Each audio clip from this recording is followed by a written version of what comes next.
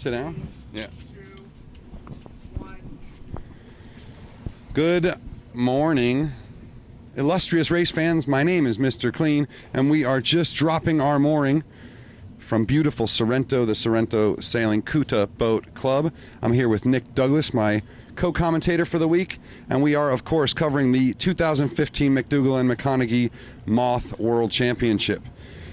It's almost been too exciting. I'm still tired from yesterday, but before we go any further, of course, a huge thanks to Sperry Topsiders for their support. We would never be able to get down here and bring you one of the world's most incredible sailing events without them. So check them out. Check out facebook.com/Sperry Topsider. And, Nick, we've got Gold Fleet now, and now we get to see the real story of what's going on. And I'm still a little breathless from watching that video this morning, guys. And you can head over to sailinganarchy.com and check out the Psycho Sunday video, and you'll see it was just spectacular. I'm going to hand this off while I go check out the internet, but talk to these guys about what we saw and what you saw on the beach this morning. Yeah, no worries. I mean, I think this morning on the beach there was still plenty of repairs going on from yesterday, following plenty of carnage in that southeasterly yesterday. The incoming tide meant quite a bit of chop and a few dangerous, as the sailors are saying, dangerous and scary conditions.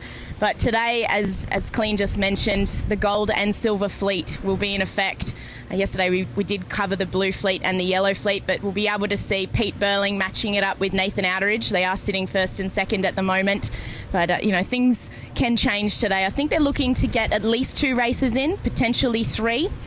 But the vibe is still really, really good. It's easing off as we see just out here to the right of me, Charlie.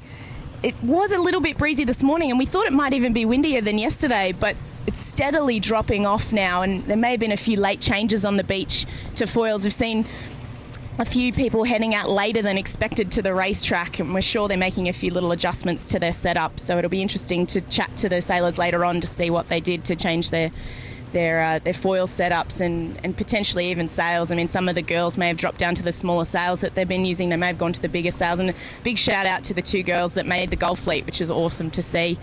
But Pete Burling definitely was the standout of yesterday. I'm not sure if he led around a top mark once, but he did win all 4 races in the blue fleet. And the yellow fleet was a bit of a mixed bag. I know that Josh McKnight took out the first race.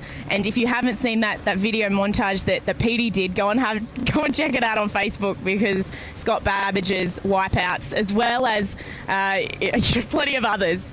It's just definitely a day to be out here watching, and I think we're all feeling very, very lucky to have been a part of the action. Not to say that we're not excited to be a part of the action today. When you look at the gold and the silver fleet split, there's plenty of fantastic sailors that are in that silver fleet, which is unbelievable. It just shows you the calibre of the fleet here racing at the Moth Worlds.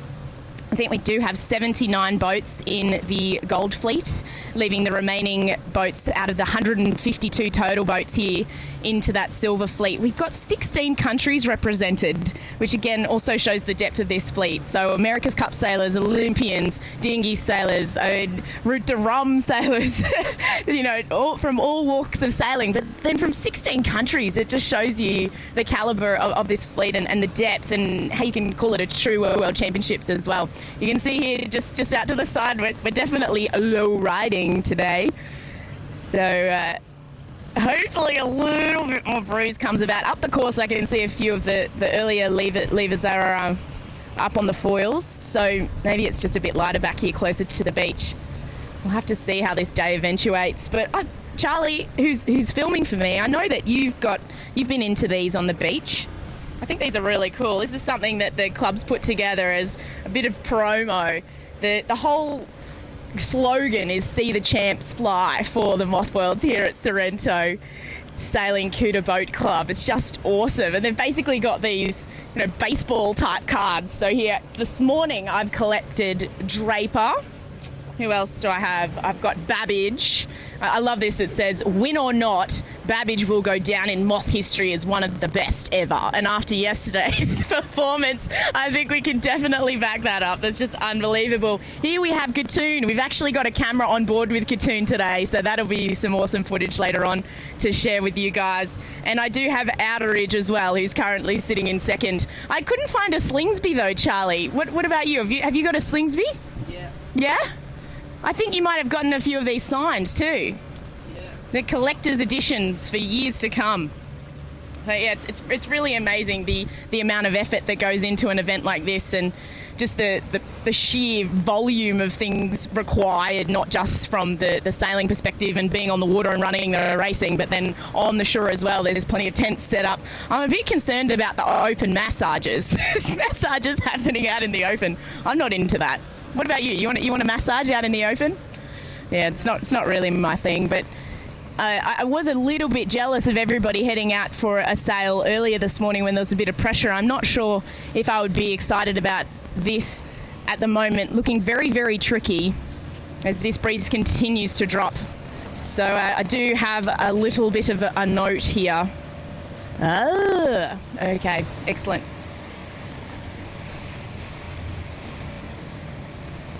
Check out here, we've got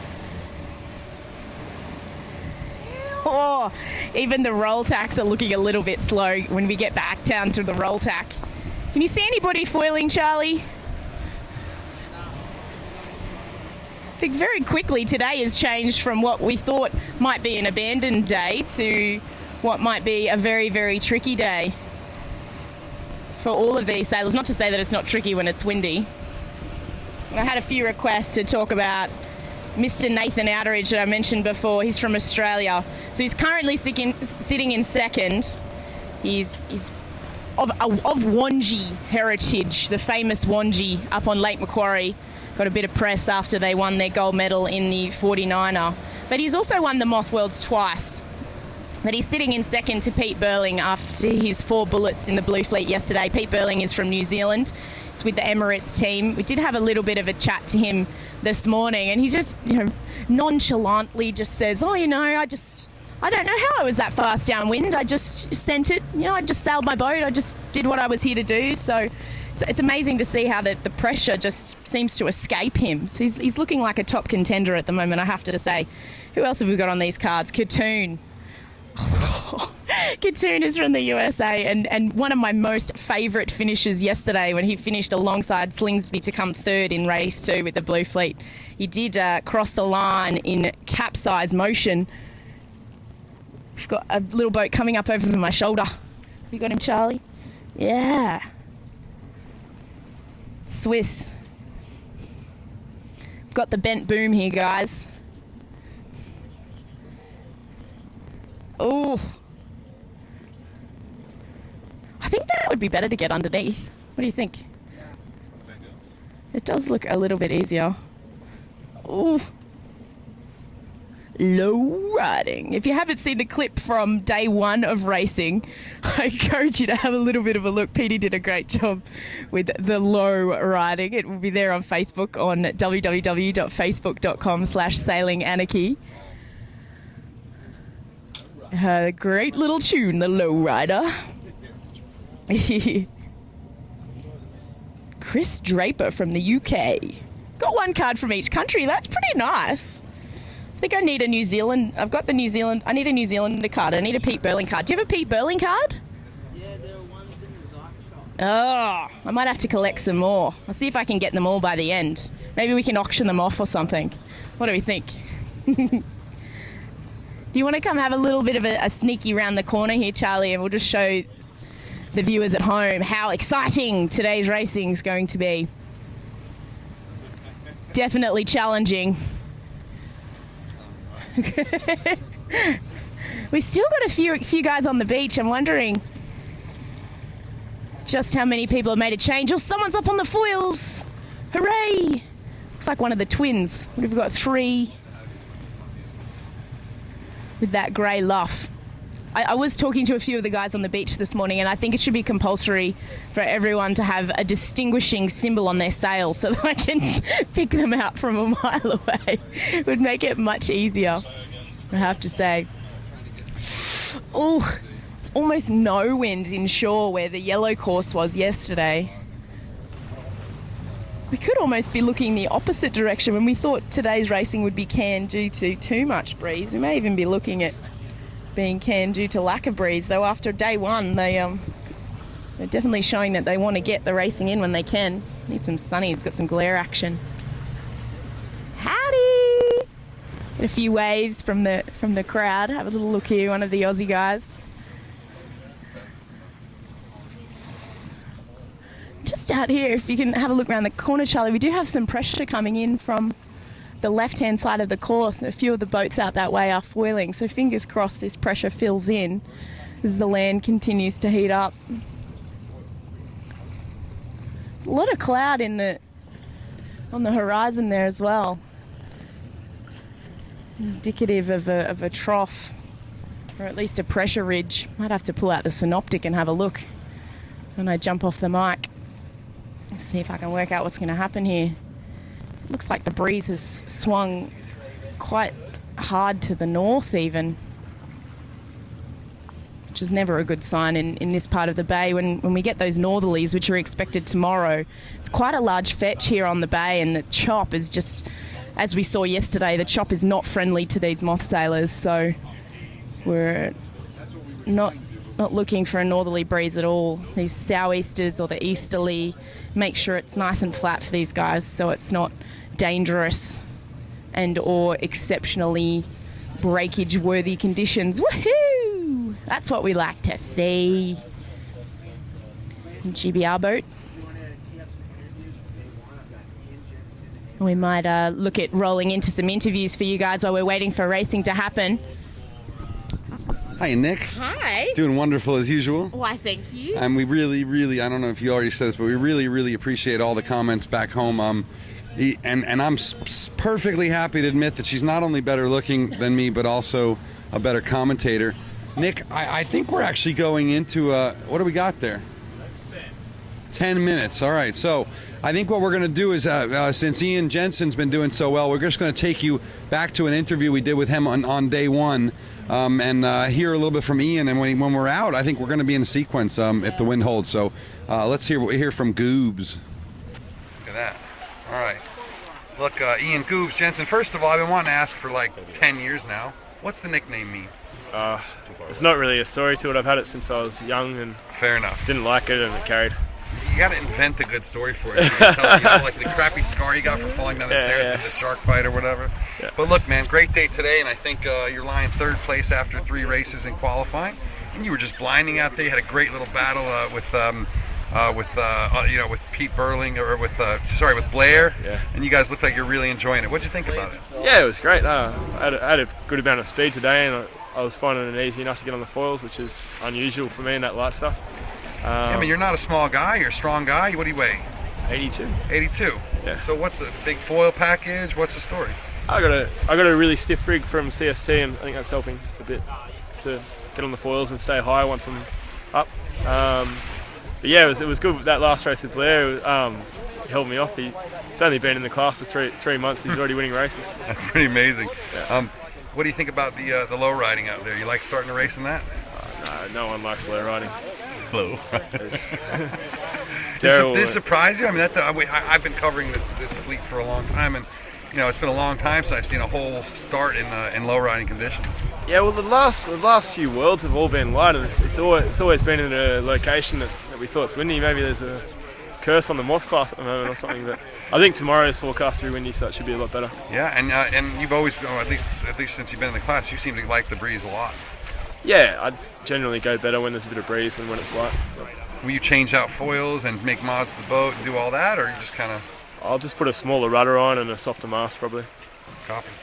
Right on. So what about sort of Artemis team? You got kind of a split. You got a couple of you guys over here and some of you guys over there. What's the story there? It's just where we ended up putting our boats. I guess there's not a lot of room, but we just moved down here, and I think Freddie and Loic are over the other side, and yeah, I think there's five or six of us here, but we're just around the place. I think you sailed a 49er Worlds here a while ago, didn't you? Yeah, before I was sailing with Nath, I was sailing with Dave O'Connor.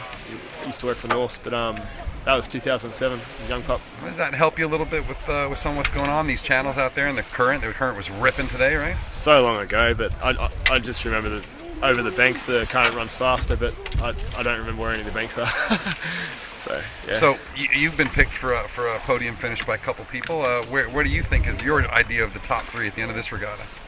My top 3, it's hard because you have all the people who haven't raced against each other really, but all expecting to do quite well. Yeah. So it's hard to pick, but I'd say I'd have to put Nathan there and Tommy, and then there's a bunch of others. Pete will probably do really well, and then you've got the Mothies like Scott. It's hard to put a top 3 in there, but I think Nathan and Tom will be in there.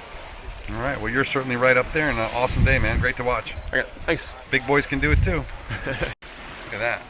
Welcome back, ladies and gentlemen, anarchists, whoever may be watching here for the, yes we are, thank you, for the McDougall-McConaughey Moth Worlds here on Port Phillip in Victoria, Australia. Very, very excited to be here. We're almost up to a minute to go until our first warning signal for the first day of finals racing.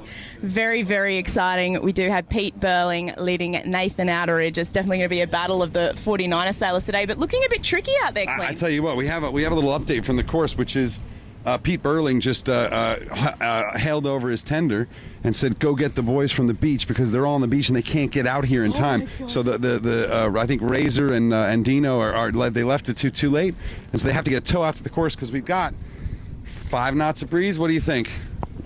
Yeah, maybe 5, maybe a little bit less, maybe a little more in the puff. So. You know, I know the race committee got a bit of a bollocking for starting races and starting that full low riding race that first day, and I think that maybe they'll be a little trepidatious to do it again. But look, you know, there's some good guys that are foiling that aren't tiny guys. Well, Pete Burling just went past us then, and he was well up on the foils, so I don't know. We're looking at I'm looking right here over at it looks like Goobs, isn't it? No, that's who's that? That's Paul Goodison. Yeah, it's a bit marginal. I certainly think it's a bit marginal. So there's our 5-minute gun, guys. And again, this is the first race of the finals, but it's kind of weird. All of the qualification races count as much as any of these finals races. So they actually come in already 7 races in. I think they might even go for as many as 15 overall races. But 3 races on call today. Right now, it's looking a little, we'll see how it goes. Definitely the light guys are gonna, and the guys who put on big foils, but as very few of them did because it was pretty breezy about 45 minutes ago when they're all banging their foils in, right, Nick? Exactly. I think we were thinking that they may not get a race in today because of how breezy it was this morning, and now we've got really light conditions on the course. I have to say though, Clean, I'm liking the top left at the moment, just a little bit. Well, we'll have to see what happens. Well, and the wind has gone. So the wind has gone. Well, hold on, 5. We're almost in the P here. All right, there's our P flag. So the wind has been actually gradually moving out away from here on the Mornington Peninsula and moving across the bay, retreating toward where there's starting to be some cumulus building up and where the thermal will start to develop again. If it stays this hot, which I don't see a cloud in the sky, we should get a big right shift and increased pressure throughout the day. But this race will be probably the toughest of all, and we are about 3:30 to go until a start. At the current time, do you have results here with you, Mike? No? We might get some updated results. Yeah, we'll pull up some results here. I got them on my phone here, but yeah, I mean, Burling, obviously at 84 kilos or whatever he is not favored in this stuff, but the kid has been unconscious in all conditions, including the first day. So, yeah, let me pull up results here. And, sure. Maybe I'll film the. Clean is thinking he might film the start as well, but it's definitely challenging conditions. I know yesterday we had all of the action and all of the crashes and the carnage, but personally I find these sort of conditions much more difficult because sometimes you just don't know what's going to happen. It's really difficult to predict, and you start to forget about direction and lifts and knocks, and you're more just looking for pressure, making sure that you can find that pressure to stay in and keep the boat speed up, especially with a Moth. You're looking to foil, so it's all about pressure today and finding that rogue puff or that magic puff, I like to call them, that maybe the boat next to you won't get. Yeah. We'll have to see what happens. I think we're going to take some water bottles for Paul Goodison here. He may not have a coach boat. They might be towing out some other boats to try and make it to the start line. We've got 2 minutes 20 to go, so technically maybe we shouldn't be taking stuff from them, but that's okay. Awesome. Good luck, guys. Hey, at least he doesn't have disposable water bottles, right? You know, we don't like the... What is that? Get that out of here. Get that out of here. Exactly. Will it help if we say we've had that for a few days? We've got here 1 minute to go until our drop of the preparatory, which is a U flag again. So, oh wow, this start line. Just trying to get a gauge. I think again it's boat favoured, guys. So we might be looking at a few people up here. They are spread across the course. It's probably boat favoured on the line, but then again, I think that top left is favoured. There looks to be a bit more pressure out that side. So might be looking to get left on this track, which might push them further down the line than you would think. Wow. Just getting an update from some of our team members there that some of the guys just haven't even gotten anywhere near the course yet, which could really affect the results of these guys, which is unbelievable. And I think the race committee is going to start on time. Unfortunately, it's one of the most important things for a race committee is to make the racetrack. 3, 2, 1, and it's go time. We have Bora up this end, at this favoured boat end, as I mentioned.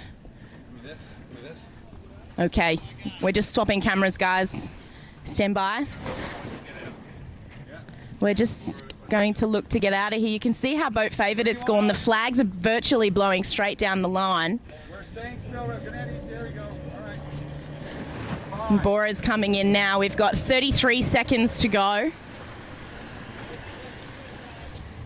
28 seconds to go to a start here. We do have Couta at this end, as well as Bora. A few of the US boats at this end.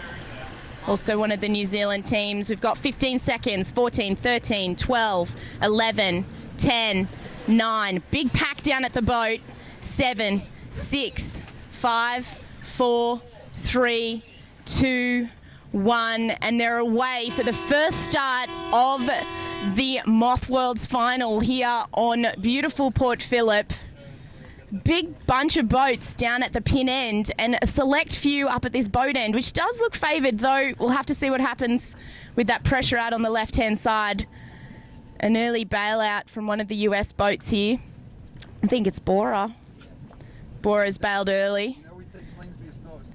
Wow, and we think that Slingsby may still be coming off the beach along with Dean Barker and Nathan Outeridge, some of our leaders.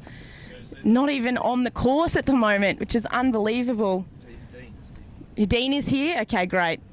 But yeah, one of the basics of racing is to make the start line, and I guess it's a difficulty when the breeze is lightening off. Do you go for that trade-off of changing your foil when maybe you won't make the start? We do have a few popping up on the foil now in the middle of the start line, coming across on port. If we can get a sight on some numbers. It looks like Hiroki is up on the foils. The Japanese boat, Hiroki Couta. And perhaps the lighter guys here reveling in these conditions. Chris Rash. Chris from GBR, yeah. It's Hiroki Couta from Japan up on the foils at only 68 kilos. It's probably helping him out a little bit. Definitely monstering the fleet, these guys that have managed to get up on the foils compared to the others who are low riding. Out of this 79 boat gold fleet, we only have 2 foiling at the moment. Incredible. I'm going to go from Hiroki to Draper now. Okay, we're coming back from Hiroki to Draper, who is also up on the foils. The only 2 in this fleet at the moment to be on foils. Now, I did mention that there's 79 boats in this gold fleet, but there are a few notables missing. If you've just joined us, we're here on Port Phillip for the McDougall-McConaughey Moth Worlds in 2015. And the guys that are up on the foils, Hiroki Couta from Japan and Chris Draper from GBR, are the only 2 boats foiling. Nathan Outeridge is yet to make the start, trying to do a late change for these conditions. We did have a lot of breeze on this morning, which has backed off substantially.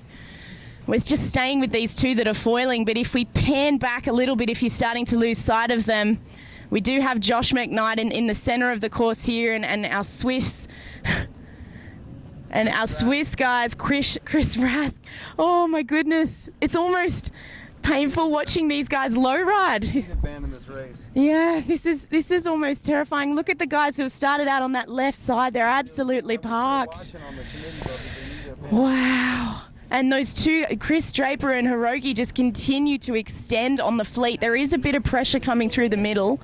Nathan's managed to... Oh, is that Nathan or is that Tom Burton?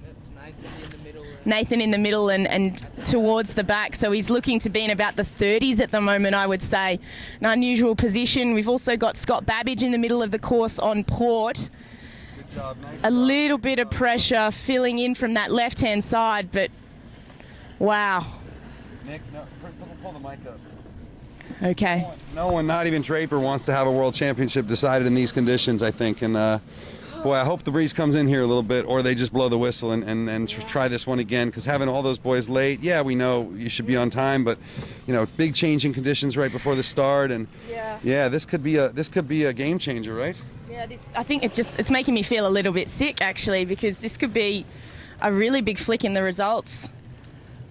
And nobody wants to have a drop race in the first race of the finals. I mean, you're usually looking to save your drop races for breakages or, you know, a DNF if you're a little bit behind the fleet after a wipeout, but not because you can't get around the track when some are foiling and you're not, or you haven't managed to make the start. It's never a good feeling. And we've got one boat here that's still only just crossing the line. I think that is Nathan. It's a KA sail, AUS 3803. Do we have a... It's Silver Fleet. Okay, so some of the Silver Fleet boats are starting to come through, so they're not actually in this race, but the majority of the fleet seem to still be out on that left-hand side, while some of these guys have managed to get across to the right-hand side where this pressure is filling in from the left, but across the centre of the course. I don't think I'd like to be out on the left-hand side of this course right now. They seem to be a million miles away, but they will be out in the channel as well, so I think the tide is still rushing out, so I'm not sure I'd like to be over that side with the tide pulling me out towards the sea. 2 knots of current pulling you the wrong way away from the top mark is never a good thing, but it doesn't look like the race committee are going to call this anytime soon. If you've just joined us, guys, thank you for tuning in. We're just going to do a quick switch over to clean. It's pretty depressing conditions here on Port Phillip. Don't zoom in too much. No, definitely not. I know it's Sorry, guys, just swapping. I know it kind of, you know, it's not the best to be watching these little tiny boats right now. You can actually show this this Silver Fleet guy a little bit, but we don't want to zoom in too much for you. Thank you for all your feedback. One of those is that we're making a few of you sick from watching the horizon bob around, and I totally get it. And so we'll just keep showing you what we can, and we'll zoom in when we can. And if you're having trouble with it, then we'll back out. But it's hard to tell what you see compared to what I'm seeing through a viewfinder. I walked along the beach this morning, and I didn't see a single person who was putting on really small foils or really big foils. Everyone was kind of medium-ish, and I didn't get to go and get in touch with some of the Exoset guys.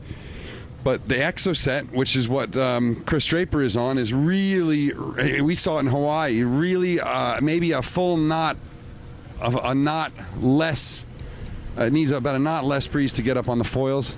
It's just a different platform. It's got more rocker in the hull, so actually when it picks up, it doesn't suck down to the surface of the hull like the Mach 2, which is a much flatter bottom. So it's sort of, you know, I'm sure there's some kind of engineering thing that one of my guest stars could tell me about here, one of our boat workers. But yeah, that rocker just allows it to pop out of the water a little bit more, just like in the Sea Cat days. The you know, that Canaan with the low drag rocker, high rocker bottom was just a lot quicker in these kind of conditions. So the Exoset that Draper's on is really cleaning up right now. I don't know if he's still on the foils. He's sort of a long way off, but I don't really see anyone on the foils.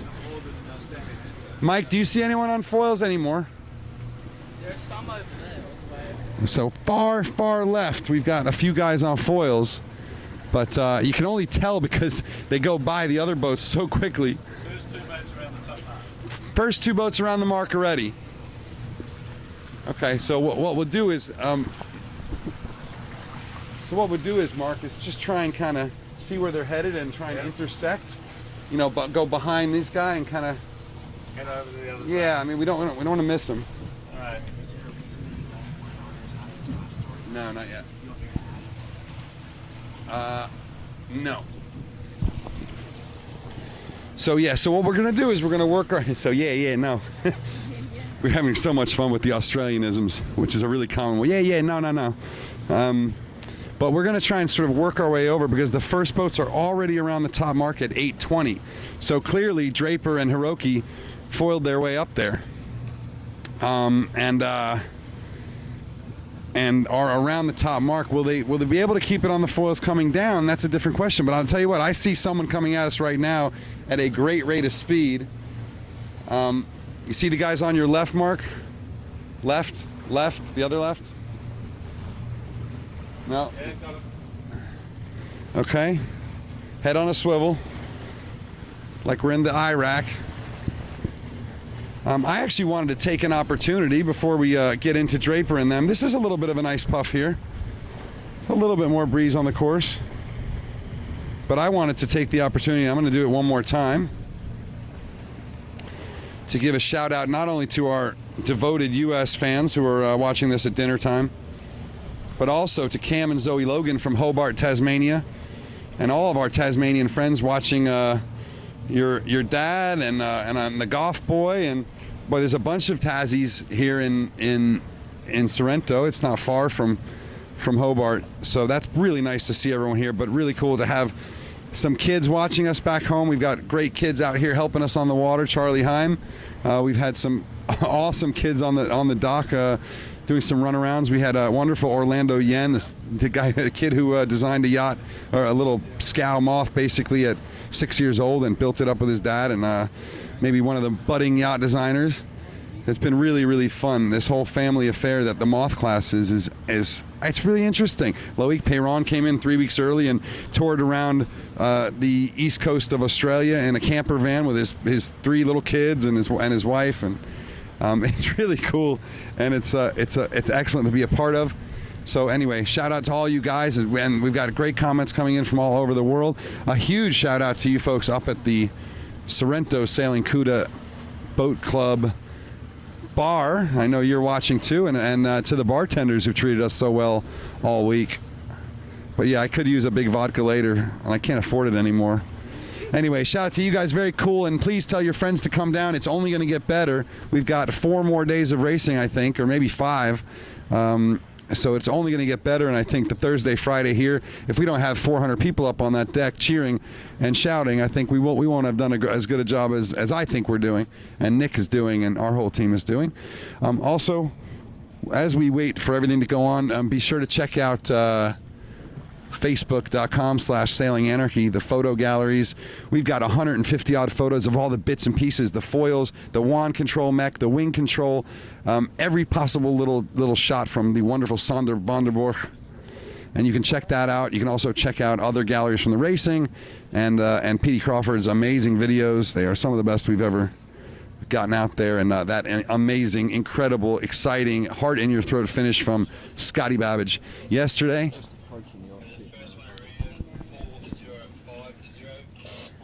4050.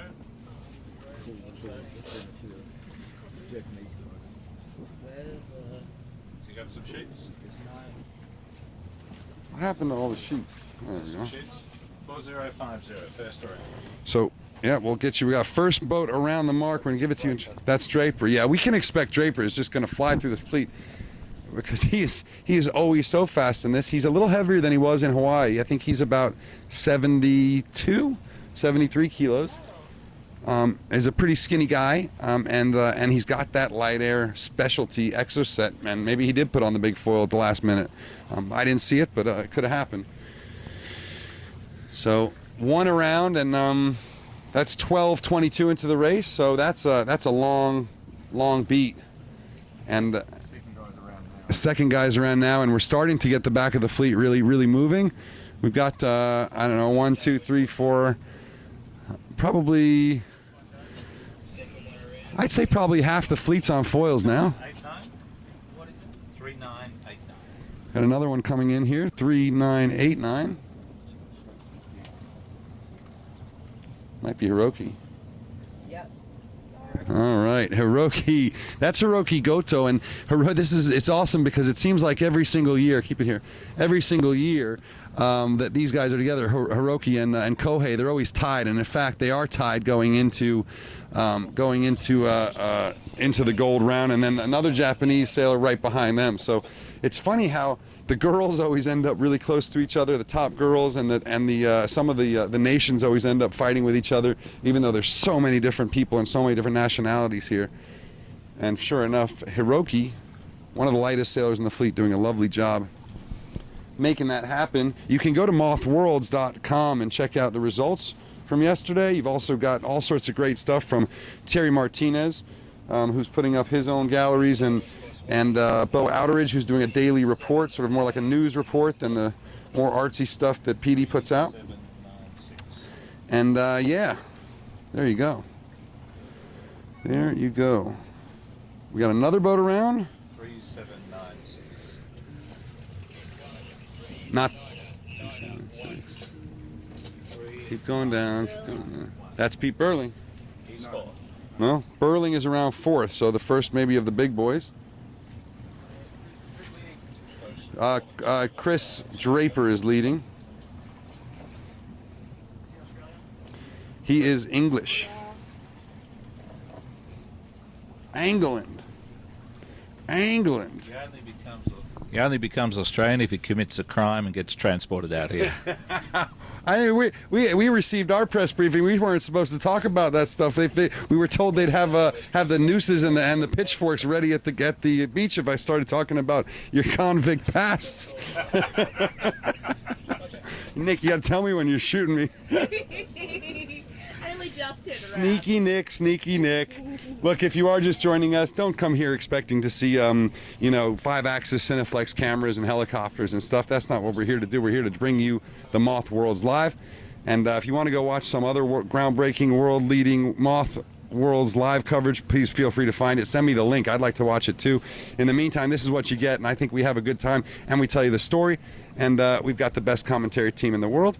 We've even got some sort of famous 8-cat sailors behind us, but we made a deal with him. He's got to keep his identity secret for now. Where's that mask I gave you? Look, he put his head up. and of course, we've got Mark Bergen, our IT superstar and driver all week, who's learning a lot about where you need to be for TV on the water, and young Charlie Heim. And I'm getting text messages from all over the world again. Oh, Alaska, nice. Makatawa, Michigan, nice. Dave Sly and all the boys at Holland, we love you. And Tasmania, we've got Kohei said everyone was watching in Japan. Slinger said all his family is home watching. Obviously, all the Detroit boys are rocking it. Big shout out to Phil and Sharon of the Natalie J legendary team, and of course Essen Mamagulari. We love you too. I don't know about all that, Nick, but I mean, I guess these guys are really moving in the corner. Is that? Yeah, this has got to be your leaders all the way out there on the side. Yeah, coming down that top left where there's pressure. Oh, this is the leader They're right in here. the current out there, I'd say, just coming down the channel. So you can see the guy, maybe on the horizon, you can see these guys. I'm going to point. They're zooming down this horizon here in the channel. We've got 2 knots of current out there. So looking at current versus breeze at this point, to give them a little bit of an edge on that outside, which is why I'm not sure that side would have paid on the upwind, given that you'd be going against the current and there's basically no breeze. So that might be why they were struggling to foil out on that side as well. Right. Well, and that one more knot of breeze can make all the difference in the world with a Moth. And I think we're gonna stay with Nick here to shoot this one. Yeah. This mark will further down. I think I like this mark here. Yeah, we'll go there. It's not as good for the sun, so make sure you got an eye on the brightness, Nick. Yeah, I've turned it down a little bit. Yeah. If anyone's got any feedback, let me know. Yeah. We got wonderful Ronnie Simpson. I'm monitoring the whole feed and letting you know what's going on, and that's who you're talking to when you're on YouTube. Or okay, he's got binoculars right here. Yeah, no worries. Is that Chris Draper still leading? I'm sure he is. He's out here, one more shot for the bottom mark. Whirling's out just upwind of us here. We can get that. Copy. So we've got Burling out on the right, and you've got Draper in your viewfinder right now, I believe, on the left. Draper has just jibed, so let's see how good a ley line Chris can call. Of course, the Lunar also helmsman and one of the nicest guys ever. This whole fleet is just filled with such great, nice guys, and they're all superstars. And you know, Chris is always good. Detroit represent. Oh, I love it. More and more texts coming in. I love it. Keep sending them, guys. I really do appreciate it. And yeah, they cost like $1 each, but whatever. Thank you, Sperry Topsider. We love you. So Draper, picture perfect here. Looking really good. But you know what? He's got this current coming with him. He might have underbaked it a little bit. Yeah, he did for sure. Oh, look, you know what? Draper is, we got a close cross coming up. Do we know who this is? Is that Burling right there? That's Hiroki. So Hiroki is going to cross just behind Chris Draper. So, and Burling is next up. So it looks like a left shift there, or maybe it's a little bit of pressure. But we're watching Chris Draper. He just sailed up about 10 degrees in order to keep it on the foils, and he's almost bow to bow with. But all right, Draper goes a jibe, foiling jibe. Is he gonna get it? He got it. So Chris keeps it going. You can see the angles he's steering there. He probably jibed through about 130 degrees. And now you can see Chris going at Hiroki. Hiroki's on final approach. And Draper, I think Draper really thought he had that ley line, but this current is a lot more than they expected. And it's coming, what happened? Copy. So, and actually Tom Slingsby is behind us, missed the start watching the race. So that is a major faux pas, obviously. Tommy will be kicking himself. Don't get too high up here. All right, so here we go. This is beautiful stuff. This is what we were here for, guys. Even though it's light air, we got to start off. Still not all that happy with it. They could have waited 10 minutes, but Chris Draper rounds the mark first in the first race of the finals here at the Moth Worlds. And Hiroki Goto just behind. Let's watch this there. Watch Draper's technique. Excellent. Hiroki just stay on. Yeah, we'll stay behind. We'll stay on Burling. Rotate a little bit to the right, please. I've got both of them. Stay on Burling here, and we'll watch Burling go below. So look, bow down, working the boat. Look at the kinetics. Watch how he works the boat. And Hiroki's just kind of sitting up there going really high. And Burling's got the bow way down. And you can just see... is that Ned? I don't know, one of the other sailors watching. But we're watching. Look at Burling go. So Burling significantly lower, both to get out of Hiroki's bad air and just to put the bow down and rumble. He's got an extra, 15 kilos on Hiroki. It's a lot of water bottles. But Draper making sailing high and fast, and that's really nice to see. We'd love to see Chris do well. Not that we don't like to see Pete do well either, but the young guns have a lot of time ahead of him. Chris is going to be mortified to say that he's not a young gun anymore. Okay, so here, Arno Sarophagus drops it. Lake Geneva's Arno Sarophagus, the Team Tilt sailor, the superstar foiler. Arno, part of that big Mirabeau foiler program. And Arno cannot get it back up on the foil. This is the problem. As soon as you lose it off the foils, you might be there for 2 minutes. Can't get it up. And here comes Blair Tuke. No problem getting it up for him. You can probably go back on the right engine and kind of work up a little bit to windward again. Or I don't know, maybe forward. You figure it out. We're just a little far right now. So Blair Tuke coming around. That's Pete Burling's crew on the 49er, the current world champion in the 49er. Did he fall off the foils? No. Okay, so as Arno Sarophagus tries to row it around the mark. All right, stay with Blair. And so Blair a little bit higher, not doing that big bear away that Pete did. And Blair ain't a small guy either. So, again, all that kinetics, all that stuff that they learn with 10,000 hours of Olympic training. Let's go back to the reach here. Now we've got Josh McKnight leading for this group here. That's probably, fifth place? Fifth, and Chris Rashley just behind on another one of those Exocets. So Rashley was a huge performer at last year at Hawaii Worlds in that light boat. I think he was second in Weymouth as well, and a lot heavier air. And he's just another brilliant British sailor. We call him Squeaky. He's got a voice higher than Nick's, but he's a great sailor, and he had that horrible spinal injury that seems to have worked itself out. You've got, I don't know what's going on with this one that's going upwind in between the marks. 3320. He is Silverfleet. Okay, so I don't know why he's in this course. But anyway, Arnaud Saraphagus coming around, still has not got it up off the foil on the foil. So that's 3 minutes for Arnaud, sitting there going 4 knots, whilst everyone else goes 12 to 14 upwind. Paul Goodison, and Paul sailed the entire day yesterday with no vang, so holding a 4-to-1 vang in his hand. The guy's arm looked like someone had been kicking it with a steel-toed boot. You need to work back up into the line a little bit. So Goodison, stiff upper lip like the proper British is, but he was not happy. And it was amazing because it was the same thing that had pulled out a few days ago. It was just a vang attachment point in the boom, and SOS and the boys at Mach 2 said, well, we're not going to just put another helicoil in, we'll through bolt this one. Just tore it straight through the boom. The loads you cannot even imagine. For an 11-foot boat that weighs about 25 kilos, the loads are just phenomenal. On the foils? Yeah. Okay, now we get to watch Scotty Babbage pass a whole slew of boats. Again, we've seen Scotty in the light. We've seen him in the heavy. He's a performer in all conditions, and he gave us the most exciting thing we've ever seen. Rob Goff, not known as a light air guy, he's moving just fine. He's ahead of Scott. That's the all 7, another Tassie. So let's see how he can hold it together. We'll stay with them and see if Scott can make the pass. Looks like he's going a little bit better, but here goes Rob. Rob goes bow down. And yeah, so Babbage already made the pass there. Certainly Rob with no chance to tack out. And then Bora just behind, trying to chase him down. Bora switched sails last night. He's got 2 sails. All right, so we'll stay with these guys. We're gonna stay with this group of 3.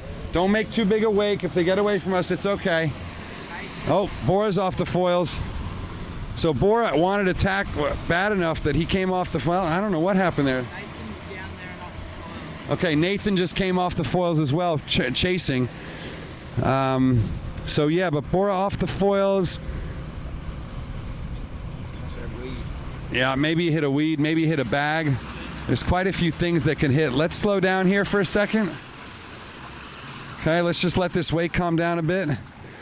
So yeah, I mean, it's actually just the light spot, I think. I mean, it's coming back on now. He's going to get to a puff in about 5 seconds. Let's stay with it and see how long it takes. Definitely see some white caps coming down. There we go, puff on. Come on, breeze, come on, breeze, come on, breeze. And this pack in the back, I still have to register my own displeasure that this is a race. I think that you could wait a while. It just makes it such a crapshoot, and it makes it so much more weight dependent. And they don't like it, We talked to everyone, and a couple, Amac said he likes it because he doesn't hurt himself as much. But I think the vast majority of them just don't like it. There is a championship guideline in the fleet. For the Moth Worlds, it says, there shouldn't be a race if the fleet's not on foils. But it is. You have that teed up. Yeah, no. Let's stay with the live. It's pretty good here. We'll do that in between. We'll actually have Amac's thoughts on that in between because he said he does like it. We do have a bunch of interviews, but there's plenty to watch here. Yeah, I like this. If you work your way all the way back to the lineup again. So we can split back left, Nick, and start to talk about this next group. We've got, who do we got here? You can see everyone off the foils. So that's Razor, New Zealand 4237 there coming around. New Zealand, Emirates Team New Zealand tactician. Do we know who 3785 is? Philip Kurtz. Where's he from? Another Australian, Phil Kurtz. Then we got 40. Tom Burton behind him, and you actually we're behind. 2 behind them is Nathan Outeridge standing on his wing, and this looks like Stefano Rizzi just ahead. So you see how they straddle that wing because they got to constantly move their body weight around to keep the other wing out of the water. And Nathan obviously very, very used to standing with all his time in the niner. Let's go and put this on Nathan here, I think. Nick, right at the mark, go left. So let's watch Nathan. You see him standing there, not happy. And you can also see to his right a little bit, you've got Chris Rast also standing there. This is, and this is for a world championship title, boys and girls. Okay. Now, if you now look left, we've got a whole pack of boats here, led by Chris Rast from Switzerland. Chris has that that really trick S-shaped boom. Thanks, guys. And behind him, we've got Orange, who I think is the cover photo of Sailing Anarchy right now on the Facebook page. The bright orange of Scott Cotton. And actually, Josh Hardis, I think, is his name. You'll see the sticker on the flag as he goes by. Josh Hardis putting together some nice videos. Ollie Hardis, sorry. And Dean Barker just up to windward and behind. So Rast coming around. Rast also quite light, so and also very, very good in light air, and also has that S boom for end plate effect. Should make him more efficient, but still unable to get on the foils. It's a beautiful shot, huh? This is really nice stuff. It's a lot easier for us to film. It's not as exciting as yesterday, that's for sure, but I'm sure it's making you less ill. And yeah, so Dean Barker just coming around the mark now. Dean is a big dude, very tall, and lots of wiry muscle. So I think Dean goes in the 80s too, is 80 kilogram wise. Still got nothing going on here, and there's some breeze out on the top, middle, and left, but not a lot. And there's a very, very large hole to go through to get there. It could be apparent in that current as well, maybe not pressure. Yeah, like current breeze is knocking it down as well too. So yeah, we'll just keep watching this lineup and hang out for a minute, and these guys will be through in a little bit, and we'll set up for a finish. What they've actually done is they've moved the finish button hook down. This little reach is also the reach to the finish, but they'll finish between this right side mark and the boat, which is off screen to your left. And they've moved it down with input from the racers because it was really like a screaming reach before, which you just can't do in breeze with a Moth. And it's why, and here comes Kyle around the outside. So Kyle, one of the biggest guys in the fleet, just watch out here. Okay. Kyle Langford, one of the biggest guys in the fleet, and he is foiling around the outside of everybody. That is brilliant work. Oracle Team USA wing trimmer Kyle Langford. That is how you do it. That's called a Buffalo Girl. And it's pretty amazing that a dude who's like 87 kilos or 90 kilos or whatever he is doing that.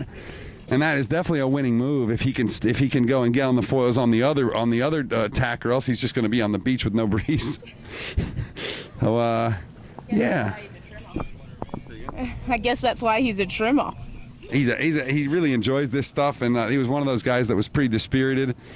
Don't get too far up here in case anyone decides to put the bow down like Kyle did. Got for USA 4017, Matty Knowles, also an excellent light air sailor. Let's watch him pump. Matty just looked at us. He doesn't want anyone to see him pump 17 times, which that's one way to do it. But right now, all these guys, if they could pump the way they do when they're practicing, they would all be up on the foils, actually. You'd do 4 or 5 pumps and you'd be up on the foils. They're not allowed to. They're only allowed 1 pump to promote foiling, and then, or 1 or 2 pumps, and then they got to kind of pop back down if they don't get it going. And it changes everything, really. And the fact that all his competitors around him and the cameras around him, it just kind of takes that natural instinct they now have to pump out of the equation. And Matt almost lays it over in the tack there. Matt Knowles, the U.S. class president, MIT graduate or Harvard graduate, I think, and quite a brilliant lawyer and rules analyst, actually. Still foiling, but hasn't gone about. Copy. So report from up the course is that Kyle Langford is still foiling, but he hasn't tacked yet. And I think it's going to be a long way back for Kyle. Up the course, do we have the first boats around yet? Chris Draper was first. Are they coming back already? Yep. All right. So we won't have actually too long. We're 32 minutes into this race. This is going to be a long race. There's going to be a lot of folks that do not finish this race. And including the DNSs, including Tom Slingsby, including maybe some pretty top names. And I don't know what happens in these situations. It's hard to watch. It really is, because you want it to always work right. It doesn't work right, and doing a Moth Worlds as a race officer could be one of the most difficult classes to do in the entire world, especially with the whole world watching, and with some of the best guys in the world that are used to arguing these things out and getting angry and getting their way. Kyle's still on that day. Kyle's up going to the Bogan Fair up in Rye, I think. A lot of pretty Aussie girls there. Yeah, no. So the Draper, Burling, and the Jap Yep, guy got him. just to the right of the. Got him. Jap guy's got the whitest looking. Yeah. Draper stretched So, out. so Draper stretched out on that upwind. You could see that Chris was able to go higher, and about the same speed as Burling, who had to put the bow down to get some power up. And Draper's going to run away with this one, and that's great news for him. But even more impressive is Pete Burling, who somehow manages to get it going in all conditions. And he's a pretty. I don't know. Do we have some Burling to go to for 3 minutes? Ronnie? We can talk about why Tom Slingsby doesn't like light air. Why he has a what? Remember Tom Slingsby not liking light air, or we can go to AMAC lowrider. Let's go to Tommy for a second, and we'll wait for Chris to come back down and get the finish for you guys. Yeah, super. All right, Tommy Slingsby, you time limited out of that last one, but you had two great ones before that. Tell us about your first couple races, bro. Yeah, obviously the first race was nice breeze, around 8-10 knots, and pretty shifty, but yeah, everyone was foiling. It was a nice race. Race 2 was what I thought right on the edge. It was saleable, but I mean, if you fell off the foils, you could sit there for minutes and minutes. So You still did pretty well there, though. I mean, Yeah, you held I it was- together despite being a pretty big dude. yeah, I was happy with that. I'm not sure what I finished, about 6 or so, and no, I sailed well in that one, and but then obviously the last race, very not enough wind to sail, but the race committee decided to race us. I'm not too sure why, but and unfortunately my bung came out, and so I was completely full of water, and so I didn't foil. Like in danger of sinking full of water or what? Oh, somehow I was just bobbing around, but everyone else was foiling, and I was just low riding around the course, and timed out. So tell me what you think of low riding. Did you ever get to get into the zen of low riding?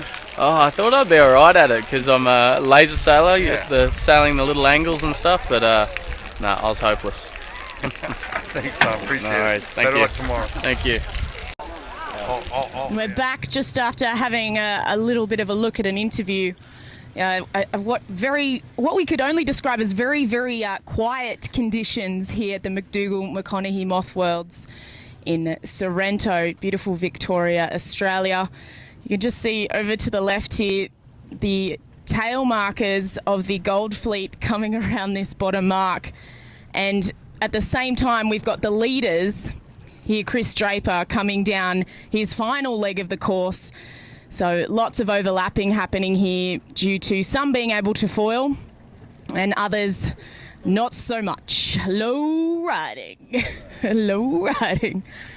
As Clean has been mentioning earlier, it's a little bit depressing when you can't see these boats in their best environment, which is up on the foil. That's why we're all loving the Moth action at the moment. Not to say that we don't love the scows as well. Everybody loves the scows. But This is Draper up here. yeah, we've got Draper just over to the left here. I think Clean's going to capture this for you. He's coming through many a boat, still coming down the first run. And we have second Hiroki Goto also coming down the run. And they will... We've got Draper still in the frame. He'll be coming around this bottom mark to do the hook to the finish. And we've lined ourselves up beautifully here thanks to Mark right near the finish outside of the H zone. I think Hiroki's actually closed that gap quite a bit. It'll be interesting to see what happens at the finish here.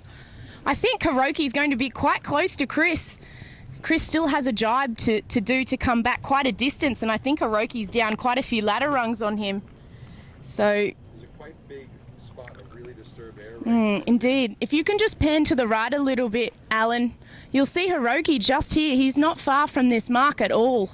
And I believe that he will be in first position once the jibe comes through. A big gain from Hiroki. He'll be coming in for this jibe. This is absolutely amazing. For the first race of the finals here at the McDougall-McConaughey Worlds, Hiroki Goto has made a massive gain coming down the final run as he's overlapping stacks of boats in this gold fleet. I can't even name them because there's just so many of them that are still coming around this bottom mark for the first time, and Hiroki's pumping his guts out to try and stay up on the foil. He may be protested as he's coming into the finish here, but wow, what a massive gain. I think what we're seeing, the lead between Hiroki and Chris Draper here, was about the lead that Chris Draper had on Hiroki for the last lap. So absolutely massive gains to Hiroki, but he will cross the line here. Hiroki Goto is going to win the first race of the final series here at the McDougall-McConaughey Moth Worlds. What an awesome effort by Hiroki. We can hear cheering from one of the support boats, and the other guys here in the Gold Fleet that are only just rounding the bottom mark for their first time. Their hearts are sinking in their chest as they know they're not going to finish within the time limit. As Chris Draper comes past the first gate mark, he will come into this finish in second place. It is a loss from first, but you've got to be relieved to finish second in a race as tricky as this. An absolutely awesome effort by Chris Draper of GBR to finish. And he will cross the line in second for the Gold Fleet, the first race of the finals. Hiroki Goto from Japan, followed by Chris Draper of GBR. We have our third boat is out on the left-hand side of this run. Still got a jibe to do, and it's Pete Burling. Oh, he'll be happy to salvage a third. I'm going to say salvage because this is survival conditions of the opposite end of the spectrum to yesterday, essentially. You just want to come out of a race like this with a keeper's score. And Pete Burling is going to be so happy with a third. I can't even describe to you how relieved he'll be feeling, knowing that he's going to be getting quite a bit of leverage on his competitors when they will be essentially putting a drop score. Well, maybe it won't be a drop score, but you know, you would be thinking that hopefully it's a drop score for the other competitors like Nathan Outeridge and Tom Slingsby, who's sitting over here watching when he didn't even make the start. So what an awesome effort by Pete Burling to show that he not only has the skills in the heavy air, but also the light air. As he comes across this bottom reach, he will take third position in the gold race, the first Gold Fleet race of the final series here as he crosses the line. You reckon that's going to be a drop? That'll be a drop. That'll be a 7-3 he drops so far. So everything else is a 1 and a 2. So he's got almost a picket fence still, Pete Burling. He'll be very, very relieved with that. I wouldn't be surprised if he goes and finds the Emirates support boat and they'll all be saying to him, well done, as he drops down off the foil. He'll be very relieved, get the fluid in, a bit of a wave over to say well done to Chris Draper for the second. There's the race committee boat. Here's the race committee boat. We've got 050, very different direction to yesterday. I can't see fourth. Has anybody got eyeballs on fourth? Not sure. Blair Tuke, low riding, potentially to the left of the blue luff, is Blair Tuke doing a few little rolls here. He's probably in fourth position. It's very hard now, guys, for us to determine who is actually coming into the finish and who is going around only on their first lap of this race. And I think we're now sitting at well over 40 minutes for one race, when yesterday we were looking at 25 to 30 minutes for the finishing. Oh, this is depressing. And a lot of guys will time limit expire out of this and have their roundings counted back, and it's going to be really. This is really going to be a shaker-upper, I think. I think so many guys deep right now. So many in the top 10 deep. Exactly. It's just this is gut-wrenching stuff. I mean, when you capsize in breezy conditions like yesterday, at least you know you'll be able to get the boat up and you might be able to get back to where you were. But when you're looking down at boats that are finishing and you're still only just rounding the top mark, it really, really wrenches your gut when you've been working so hard towards a world championship such as the Moth Worlds. We've got Blair Tuke will be fourth around this mark, not even foiling, unlike the first three leaders. Hiroki Goto from Japan, followed by Chris Draper of GBR, just to recap those first three, followed by Pete Burling, who will be dropping this race at present, even though it is a third. But you're definitely thinking to yourself at this stage of the game that it's a keeper score. Wow. Is everyone excited? Hey, look, the story continues to develop, and this is part of the story just as much as anything else. I think the difficulty the difficulty of communicating what the fleet really wants, or maybe the fleet agreeing what it wants, and maybe we're only talking to the guys that love speed. Maybe there's a lot of people in the class that want to do these races. I haven't heard that, but maybe, right now, Ronnie, can you take us to AMAC on the subject? Oh wait, no. Hold on. We do have some foilers coming down the middle of the course here. Check. Who's this here? We're trying to get a visual. Goodison, potentially. We do have a GBR. Yes, a Goodison here. The laser sailor from GBR is foiling down the middle of the course, and Blair Tuke will be hoping that he can get across the line here as he's standing up before Goodison can catch him. I think he will get there, but there are others coming in from the left-hand side of this track that will be hoping that Paul doesn't stay up on the foils for very much longer. He's about to make some big gains, or continue making big gains, that's for sure. And we have Oz 4247. Who is Tom John? Who is this? 4247?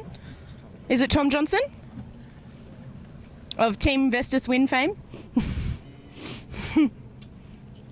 He's from WA. Yeah, Tom Johnson. He's from Perth. Yeah, no, of course I do. There's bogans everywhere. I'm letting my inner bogan out sometimes, but Tom Johnson, a great sailor. He was brought up in the Skiffs 49ers. I first met Mr. Tom Johnson. You'll like this story. The WA 49er guys used to sleep on my floor for Sail Sydney, and when he was underage, he used to use Torva Mirsky's ID. How good's that? Yeah, so we used to call him Trevor. And he definitely kind of looks like he's got the hair. Trevor. Yeah, so that's Trevor Johnson, Tom Johnson, finishing there in 5th place behind Blair Tuke, who took 4th, low riding. And we do have a few USA boats now coming through. I can confirm that Paul Goodison has dropped off the foils, much to the relief of everyone around him. And Bora? No, I think it's actually... What have we got? Andy Horton. We don't know if he's in the first lap or the second anyway. Yeah, we don't. We did speak to Andy this morning. It looks like he's managed to recover his boat okay from the Bogan Carnival at Rye. he told me he was just going to leave it there all night. He couldn't bother moving. I asked him if he slept with his boat. He didn't. Thank God. And thank God no one decided to use it as a fire pit or something. So true. And Roman Kirby is just behind. Oh, I think this might be his first lap. Josh McKnight is just behind. It is his second lap? Okay, so Andy Horton secures 6th. It looks like it is. He's not going high enough to round the mark. No, they all have to finish now. The F flag is up, so anyone who has finished, even if you're on the first lap. Yeah. So we may have to check the scores to see whether he was on. I don't remember seeing him come around the first time. He did, definitely. So, yeah, we can confirm Andy Horton was 6th. Good for him. Yeah, so that's a good effort from him. Josh McKnight may not be happy with this score, but he will be relieved, at least across the finish line. I think anyone would be relieved. This 3824 might be a back marker, letting Josh get some clear air to get through as he'll be finishing. He might have trouble bearing away with no foils as well. And here's Paul Goodison, who managed to make some big gains down this run. He'll finish in about 9th, I believe. Give me a little heads up, Nick. Just tell me you pan left to Paul Goodison. No worries. Sorry about that, viewers. But Paul Goodison here, a very, very experienced sailor, will cross the line after some big gains on the foil. We do have a big gap back to the next boat, which is Luca Damick on his home-built kitchen maker. I know you like this boat, Alan. I don't only like the boat. I just like Luca. He's such a been legend. innovating in this class for a long time. He's an absolutely brilliant boat builder that he never meant to be. And he's a very clever designer and designed the foils that helped quite a few guys win a Worlds in this Moth class. So, but he's just always smiling. He's a big, good-looking bloke, and he's always smiling. And no matter where he finishes in the fleet, he's having a blast. So I like the smiley guys, and he's just very proud of his 600 hours that he's got in this boat. Can you imagine? I know, he's an absolute gem. He's supporting a lot of the people out there. I know a lot of them are using his foils. I think is Bora using one of his foils? Got his main foil. Yep, that's a Damage. And remember, it's Luca Damage and Dave Lister, who we saw just going crazy yesterday. I mean, what a fast sailor. Unbelievable, yeah. But not in this stuff. I think anybody is happy to just get around the track in this stuff and salvage a course. We salvage a good result. We do have another foiler in the middle of the course. Isn't it sad when we can pick out the foilers from the non-foilers? It's like the old days. We could say that that's Rowan Veal coming down the middle of the course. Exactly. And we do have Rob Goff here. Good. I haven't seen Rowan today. I haven't seen Rowan either, but this is we can be aware for his sail number and try and find him, because he is one of the great stories of the regatta. Unbelievable to basically not want to miss out on what was going to be the regatta of the year, essentially. But Rob Goff that's a good result for him, given that he's not really the lightest man in the boat park. And who's this? And KA. To leeward of Rob is that Lister? We're just speaking about Lister, I thought. Oh, this is close. Yeah, it is Dave Lister, I thought. Dave Lister. Two big boys. Yeah. This is two big boys. Look at that. And look at how Rob's got the bow deep in the water, and Dave and his home built has the bow out of the water. Really interesting. Rob's basically trying to take all the camber out of the wing, and he'll cross first. So that's really interesting. He put the bow down. You can see him sitting all the way far forward there. And he puts the bow down to get that angle of attack of the wing neutral, because they always sail with a little bit of positive lift. So that's one way to neutralize that lift. And Dave Lister just said, I think he said the whole world's watching. Yeah, and I think he may be referring to maybe a little bit of ooching from a little bit of ooching. Yes, the bow was down, but he said the whole world's watching. The whole world's watching you ooch. I'm pretty sure Dave Lister said, because there was a little bit of rock forward with that shoulder, but we won't talk about that. Well, I will talk about this though, Nick. You know, I think that let's do a little switch here. Yeah, sure, no worries. And maybe Ronnie, you'll tee up AMAC. The Moth Worlds is pretty well known for never having a protest, and I don't know about last year because I wasn't there, but the year before Hawaii, we talked about that there hadn't been a Moth Worlds protest in like 8 years. First one, I think, happened last night. We might have had one in Weymouth, but I don't know. The first one might have happened last night when Glenn Ashby protested Johnny Goldsberry for a crash. We'll talk about it later, and you can see the photo sequence online at Sailing Anarchy or Facebook.com/Sailing Anarchy. Now that the cork's been opened, maybe now we'll start to see protests. And this is the most important Moth Worlds we've ever had, by far, there's no question. And it's a little bit of a sidebar as to whether we start to see the protest committee having to do a little bit of more work at night. But I think in the meantime, let's just hear from AMAC about low riding. Where to go? Andrew MacDougall, you look like you had a fun day out there. You had a couple of great races, huh? Yeah, I got some good starts. Got a bit rolled a few times. Tacking, they should have an older person tacking boat. I think someone should design one. Well, we're not going to get there yet. We'll talk about that later in the week. No. For Moth. Like, just a system that tacks by itself, so you don't have to do it? Yeah. So can you tell us how old you are?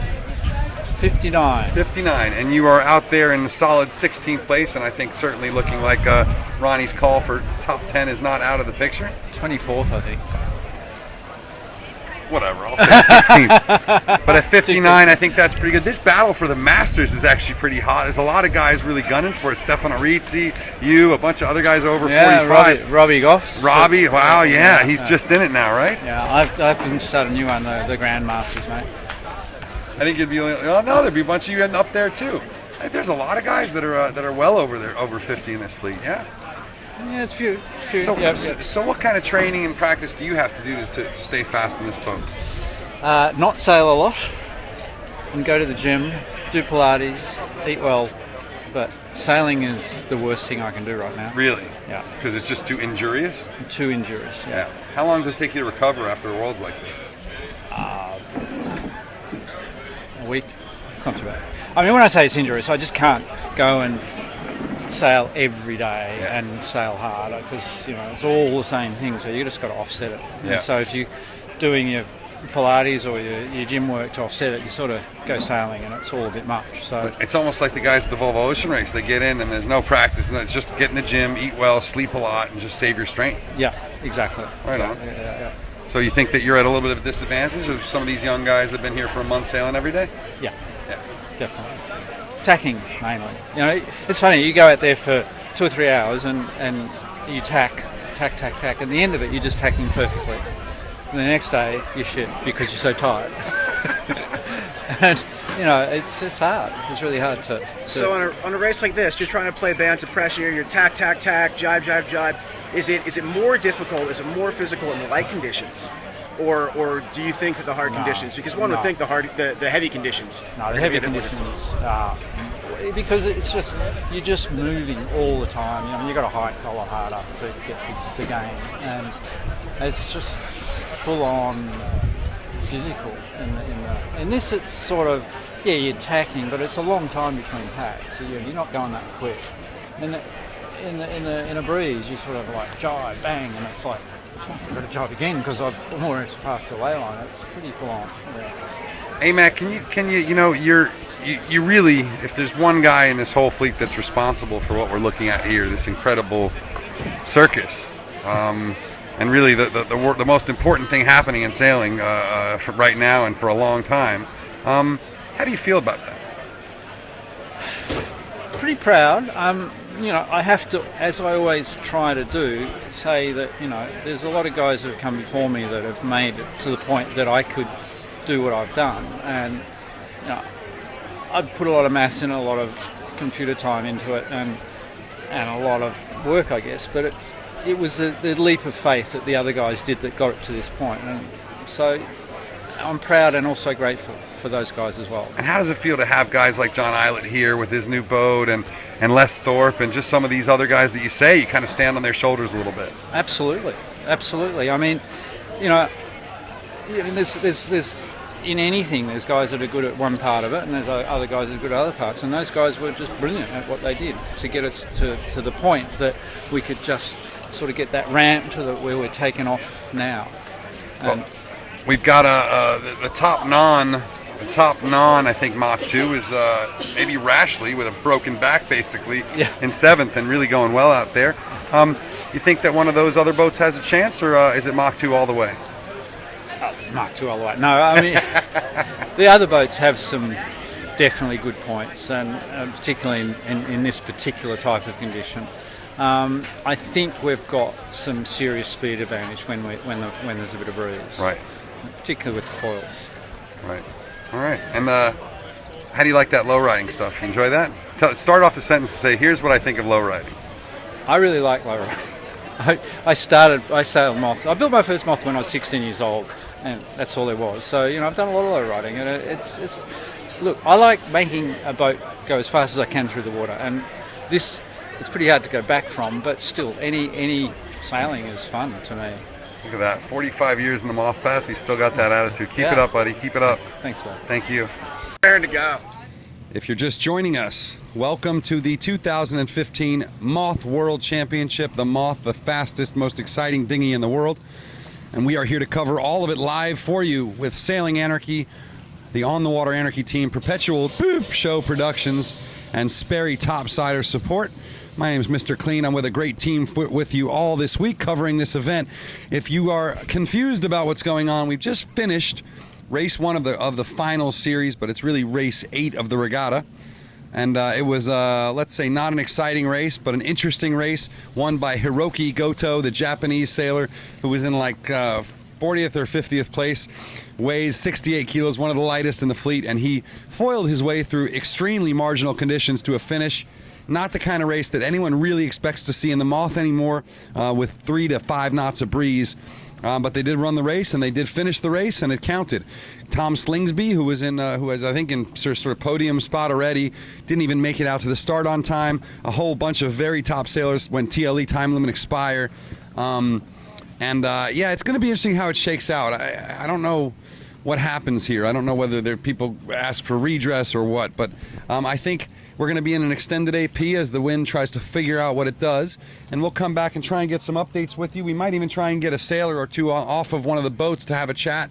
But in the meantime, let's bring you Simon Owen Smith, the infamous SOS from Mach 2 Boats, talking about how he keeps these boats running every single night over in the Mach 2 shop on shore. You like the hat? All right, this is Simon the Man, SOS, the guy that keeps the Moth boatyard running here. You've seen the Volvo Ocean Race boatyard. This is the Moth World Championship Mach 2 boatyard. And SOS, what do you got going on here? Well, this is just, one of those things that happens. Occasionally the hinge gets a little bit sloppy on the end of these foils, and then that causes them to hum in the water a bit. And so, one way of trying to sort that out is to redo the seeker at the ends and just try and firm them up, and hopefully it holds. It's not the perfect scenario, but it's better than not having a crack at doing something. Does it does it get messed up on the end because there's more turbulence there, or because there's more twist in the foil there, or what? Probably because there is more turbulence. I'm not exactly sure, but it's also because there's a lot more surface contact. The finer the foil is at the end, then you wind up with less area of bonding, and therefore they're a bit vulnerable. This is also probably a fairly old foil, and it's just one of those things, unfortunately, that happens. Sort of the first thing to go on an older foil. So what do you think about this world so far compared to previous worlds? You guys more busy, less busy? Look, to be honest, guys, we're busy, but I'm very fortunate this year that I have my assistant, Matt, and between the two of us, we're doing our best to stay all over it. Well, the fleet has nothing but rave reviews for what you guys are doing here, so you're providing a place for people like young Jack to work, and also helping everyone out that can't do it themselves. Exactly, that's what it's all about. Just try and keep everybody happy, keep it happening, and keep the spirit alive, I guess. Because if the guys make all this, go to such an effort to come here to these sort of events, then obviously, it's just nice to support them and not see them sort of out on day one because of something, that was unavoidable by them, or if we can help them out and put it back together, it's usually cool. The other thing I really like about these events is that we can actually teach these guys a little bit about the things they don't know. They assume they know, but sometimes until they get to these sorts of events, and we can actually tell them how to do it properly, and then they can go back and spread the word to the other guys in their respective boat parks and things about, hey, this is what they were teaching us at the Worlds, and it works, man. So the most important question here: you got this computer running. Were you guys watching the live feed all day? We were.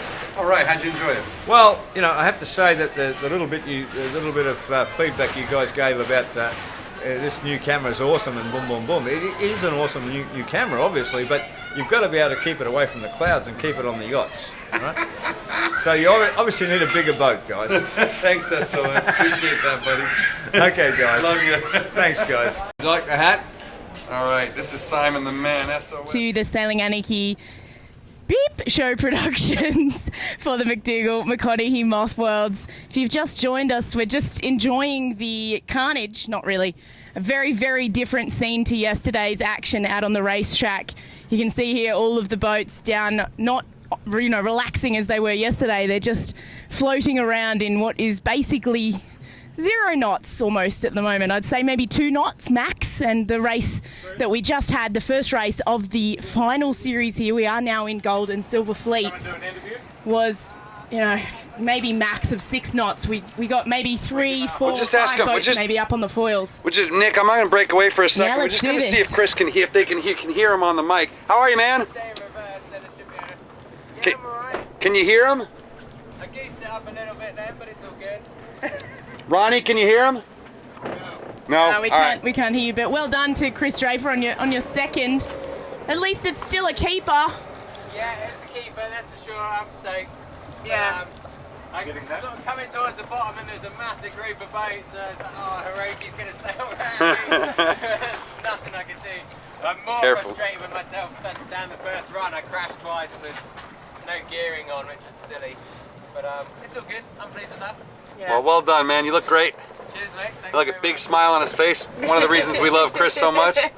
Yeah. Trying not to destroy his boat here. I think we're going to get out of here alive. Well done to Mark, our driver. Look at there. that. That is close. That is some good action there. As Bora's just watching us. Bora's just watching us. And Chris Draper's doing a fantastic balancing act here of keeping his boat upright. I mean, I think that it's harder to keep a boat up when there's harder to keep a Moth up when there's no wind than when there is some breeze. To keep it up on Thanks, Chris. just off one of the wings. Thank you little so sketchy much. there, I think. Not a little. Not a little, just very awesome. It is Beep Show Productions, right? It is a shit show Productions. You know, I'm going to tell you something. One of the nicest things all day is I think it's Dave Logan or Steve Logan or whatever from Tassie, and he came up to me and he said, you know, I wanted you to know, mate, that my whole family's watching this back home, and my kids are watching it, and I don't even mind the swearing. I love it. But please give them a shout out. So to Zoe and Cam Logan. There's another shout out to you guys. I hope you're enjoying the show. We'll try and keep an eye out for your dad here. We don't know which one he is just yet. I think he's 4004. Try and keep an eye out for your dad and see what he's got to say to you if we can get him on camera. So anyway, thanks to all of you for watching, and we'll just, I don't know, Ronnie's gonna, Nicole maybe talk about what's going on the course on the left, Yeah, and, sure. and a little bit of these geographic features, maybe this this thermal here, and then we'll see if we can play you another interview from earlier. Yeah, definitely. I think we saw in the last race the southeaster that was still here from yesterday, or even an east southeaster, died out, and I think it's due in part to all of this heating that's happening inshore, and you can see offshore here, Clean's got it really nicely in screen just over the top of these few Moths here on their support rib. There's some big cloud happening offshore, which is no doubt basically blocking things from happening. There's still it looks like there's pressure out on the left hand side, but I would hazard a guess that that's actually apparent wind in the channel. We do have 2 knots of current running out in that channel, which is probably making the water look like there's a bit of breeze on it. So basically sitting in nothing at the moment, but we've still got Moths coming in here to finish, but they will be scored TLEs, which is just really depressing. Sorry, that just makes my heart skip a beat. I don't actually know if they get a TLE or if they get counted at the last mark because of their different. They get a DNF. Oh, I hate that feeling. This is Anthony Katoon right here. This is Anthony Katoon, and we have a camera on his boom, so maybe not so much action. Oh yeah, we'll see. You might hear a couple of blue words there. Oh dear, but yeah, if you just joined us again, we're just waiting now for the second race. Well, maybe we'll get a second race. I'm not sure. It depends what happens with this breeze as the weather system develops, and maybe if we get a little bit of heating inshore, we might end up with a sea breeze. We'll have to see what happens. But this cloud indicates that there's maybe a trough or a system happening down towards the south of us. Yeah, a bit of a thermal. So we'll have to see what happens with the build there. And we might try and get some coach boats for you guys and get some people on board so we can have a bit of a talk show for you while we're waiting for the breeze to fill in. But the first race of the qualifying series is going to prove possibly one of the most interesting races in this series, with some very notable sailors now having some nasty looking scores on their scorecard, while Pete Burling has continued to extend his lead, scoring a third, which will be his drop. And Hiroki Goto from Japan did manage to take the win from Chris Draper, who we just tried to have a bit of a chat with while he was still on board his Moth. We're just thankful that we didn't take him out. I think we're going to try and get some people on board and or line up some more interviews for you guys to watch while we're here. So stay with us. We're just going to keep bringing you as much action as possible from the McDougall-McConaughey Moth Worlds live on Port Phillip, which is a very different scene to yesterday. Unbelievable how different a place can look, isn't it? I know, it's the same sun and it's the same water, and the only difference is all this badness. Listen, guys, we're gonna take you to our old friend Freddie, Swedish gold medalist, star sailor, and all around big, strong, strapping man. I think he's at 44 years old. He spent 24 years of his life trying to win a gold medal, and he won one. So let's take it to Freddie, and then we're going to have a whole bunch of other interviews, and then we're going to try and go grab some boys off of the ribs, and we can keep this going for a while as we watch Tom Slingsby float. The Loof Man. Okay, Freddie, you got your conditions. You ready? Yeah, fuck yeah. You got your conditions, baby. Ready? Good. Yeah, fuck yeah. Ready to hike your balls off? I will hike my balls off, but I also fucking need to steer the right way, yeah? What about, keeping control of the boat. Do you have a lot of time in the short chop? I mean, you've been over in the San Francisco Bay. You have a lot of time in the short chop like this? Not really. I mean, maybe I got 10 days in San Fran because there was no breeze in November. That's right. Yeah. So, but you know, it's good. We have this. I mean, I just learned how to use this fucking one up and down a little bit. Yeah. It really helps me out. So I'm playing that, and then I send it. See how it goes. All right, we'll keep an eye on you, brother. Have a good one. Thanks, man. Thanks, Chris. I can go out, which is good. Go out drinking. So the age of drinking is 18 here now? Yeah, 18. All right, so Jack, what's your last name, Jack? Sharing. Jack Sharing, Rocket. We certainly saw you out moving out there. You had a good day today. Bit You up had and a couple down. good ones. Yeah, I had 2 good ones and a pretty bad one. I got a 21st, 45th, and then a 18th. So a bit up and down. Now, what do you weigh? 62 kilos. 62. That's pretty good weight for this breeze out here. Yeah, it's good weight for that wind for me. Yeah, so I'm pretty happy with the conditions at the moment. I mean, I'm not really asking for too much more, but it's really shifty. So. Now, what did you say about a pilot? Yeah, I got a pilot license. You're a pilot at 19. Yeah, that's pretty ambitious.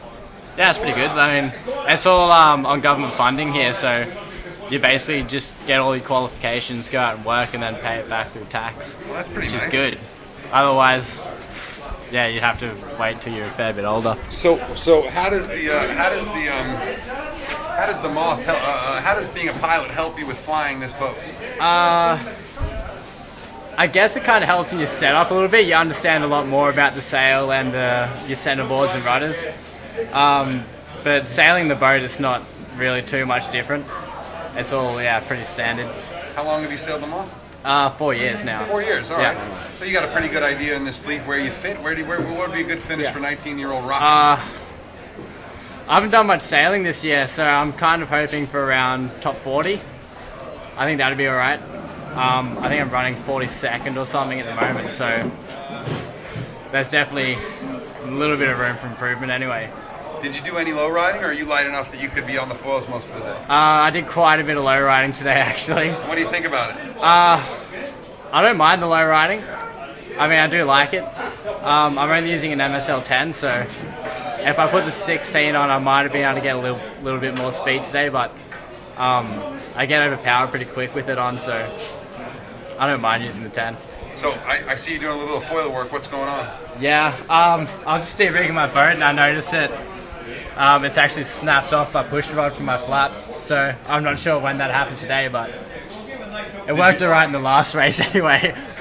Low drag configuration right there, no movement of the foil, Yeah, minimum foil movement. You didn't need any extra rudder or anything, or? I didn't really notice the boat was feeling too much different, to be honest, so That's awesome, I might just leave it like that. It seemed to be working. Maybe if you get these conditions, but I don't know about tomorrow. Yeah, we'll see how it goes. All right, so when you're on the same course as your dad and you're low riding, do you ever be like, I saw him quite a bit today, actually. He was definitely outpointing me on the upwinds. I was just zigzagging in front of him for a fair while, but on the downwinds, I kind of get a bit of distance between us, which is pretty good. How long has he been sailing a Moth scow?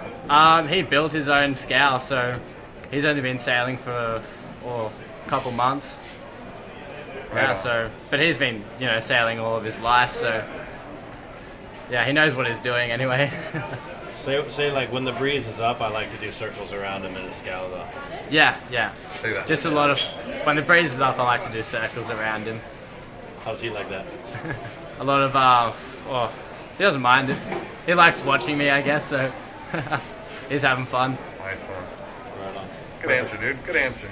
Jack Sharing. Thanks, bro. No, but I can go out. Welcome back, folks, to the 2015 International Moth World Championship. I'm Alan Block. They call me Mr. Clean, and we're here bringing you all this action live as you watch cables dangle in front of you from the waters of Sorrento and Port Phillip Bay. We just finished watching the first race, a bit of an abortion, a very, very ugly light air race with just a couple boats that were able to foil most of their way around the course. and Hiroki Goto took that one. We do have an update from the course. The race committee has wisely decided to send everyone in. That's now about a 2-hour process of getting everyone in and on the beach. If there's going to be any breeze, it's going to be from these thermals that you can sort of see just over the top of the actual main part of Australia, that giant heat sink that drives all that. Here we go. There's Mr. Logan. We gave him his shout out, so yeah, Tassie's best. But if we get any breeze at all, it will come from the right of where you're looking, and it'll be sucked into the main part of Australia from those clouds and this giant continent heating up. But at the moment, the prevailing wind further is a northerly, and that's kind of putting this whole thing into a messy predicament. And they've decided to send us in, put us on the beach, and then see what else is going to happen. But it really will be at least about 2 hours if you think about it. By the time you get everyone in and everyone back out to go racing, and I figure they think by that time there will be the chance to get one in. There's no reason that it shouldn't come in if this thermal keeps building. But again, we're in a very peculiar microclimate, as we've seen all week, and there's no real surety of making it happen. What I think we'll do, it's sort of hard to figure out what to do. Ronnie, do you have any of those highlight reel things? Not the ones with the music, but the other ones teed up? Okay, we'll work on that, but there's not much we can do here except go and tie up to the pontoon and then stay running and maybe bring a stream of guys over to you. I don't want to shut down until they've shut down racing for the day. So I'd love you to stay with us, and we'll keep bringing you what we can live. We'll go have Nicole wrangle up some interviews and bring them out to the boat. But yeah, I think that'd be the best thing to do. I don't want to turn this off, because once we turn it off, then we have to make a new event part 2, and it's just annoying. I'd rather just keep running and let you see the sights and sounds of Sorrento.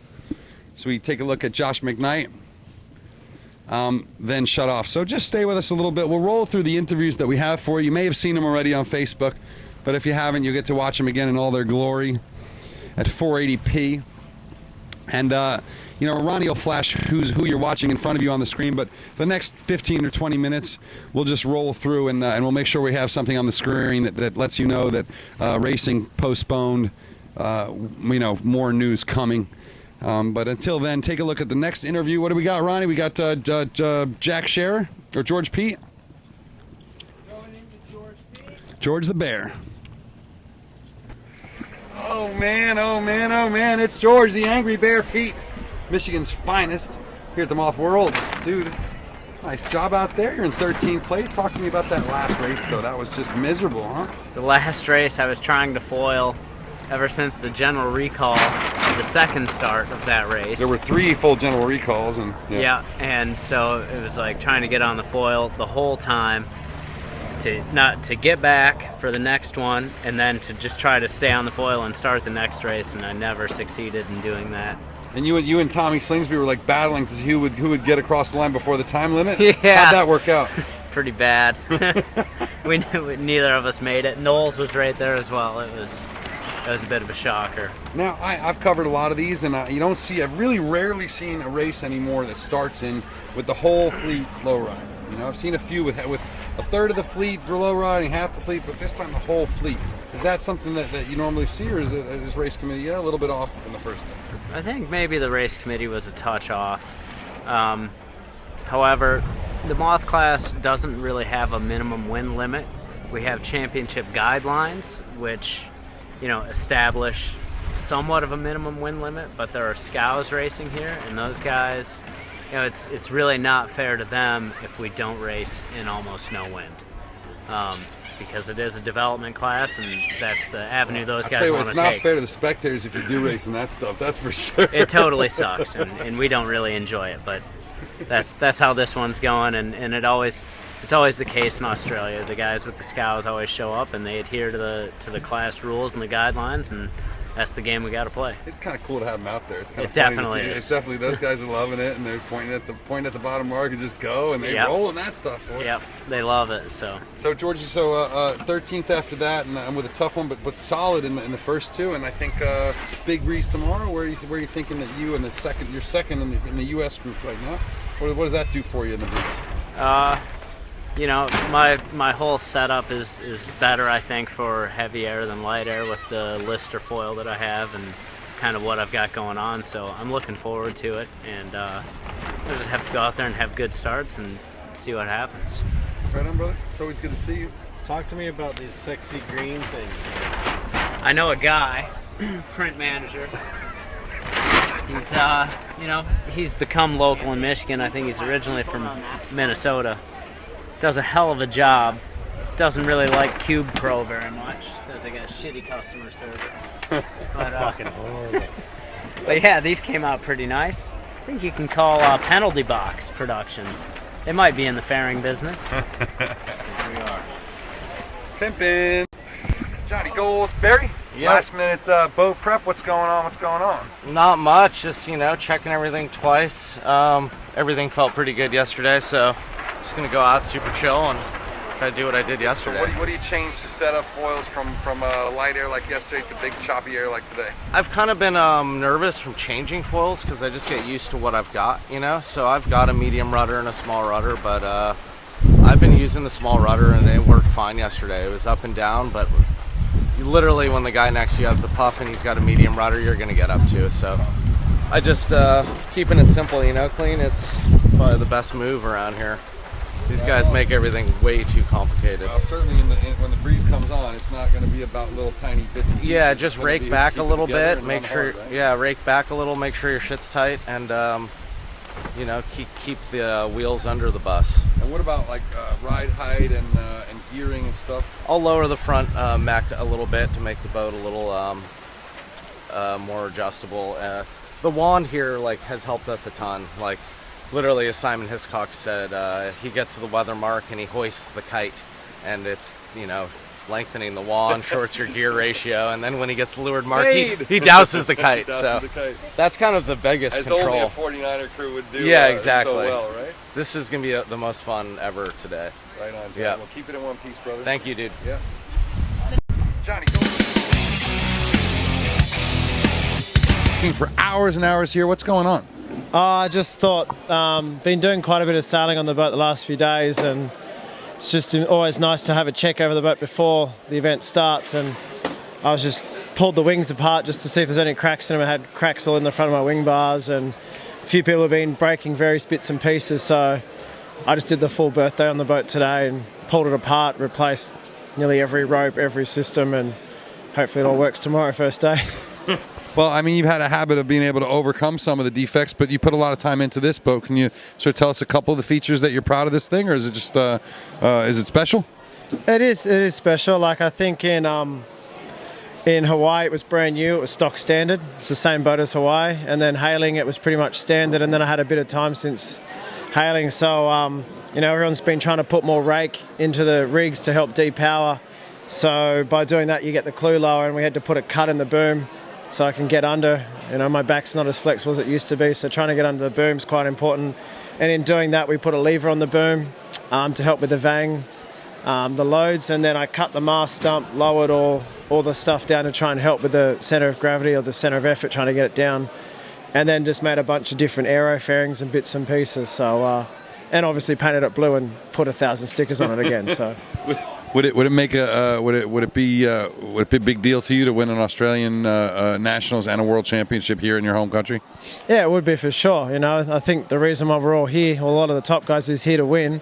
You know, I've had a 2 firsts and 2 seconds, so I'd definitely like to keep it on the podium. I think by far it's going to be the hardest event in any Moth fleet I've ever sailed in. You know, 170 boats. Just, you know, if you damage anything, you know, you're going to get a lot of points next to your name, whereas in the past, if you damage something, you get a few less. So I think it's going to be tough, and we've had some really good racing here, and, you know, I'm just excited for it all to start tomorrow. You got a sentimental top 3?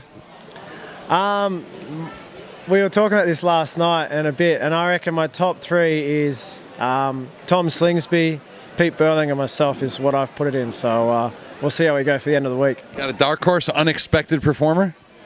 There's too many of those. I reckon Glenn Ashby's a bit of a dark horse. He hasn't had the boat very long, but I reckon he'll make the top 10 for sure. A regatta where Glenn Ashby is the dark horse. That's a pretty stacked regatta, guys. Hey, thanks, bro. Appreciate it. No worries. Cheers.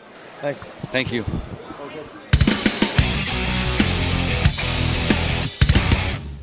Welcome back to Sorrento and the Sorrento Sailing Couta Boat Club. We're actually amongst the Coutas and amongst the end of the pier here, which is an absolutely happening place in the summer. Look at him go, look at him go. No, it's amazing. Entire families are spending their summer holidays. This is Australia's version, Melbourne's version of the Hamptons or Fire Island. And it is a fun place to be.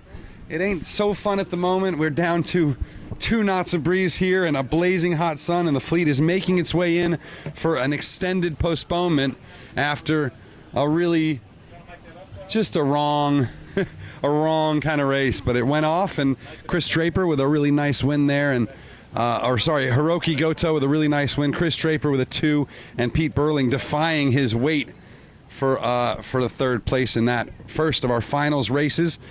Big thanks to our friends at Sperry and Line Honors Yacht Racing Outfitter for all the support. Check them out, guys. Last minute, the gear is just all on, and it's nice to rock up with a good-looking team filled with good-looking clothes. So big thanks to all you guys at Sperry and Line Honors. I guess one of you guys asked about our streaming equipment, and I think that's kind of cool to be able to show you. So thank you for the input. In fact, maybe we'll do a little bit of a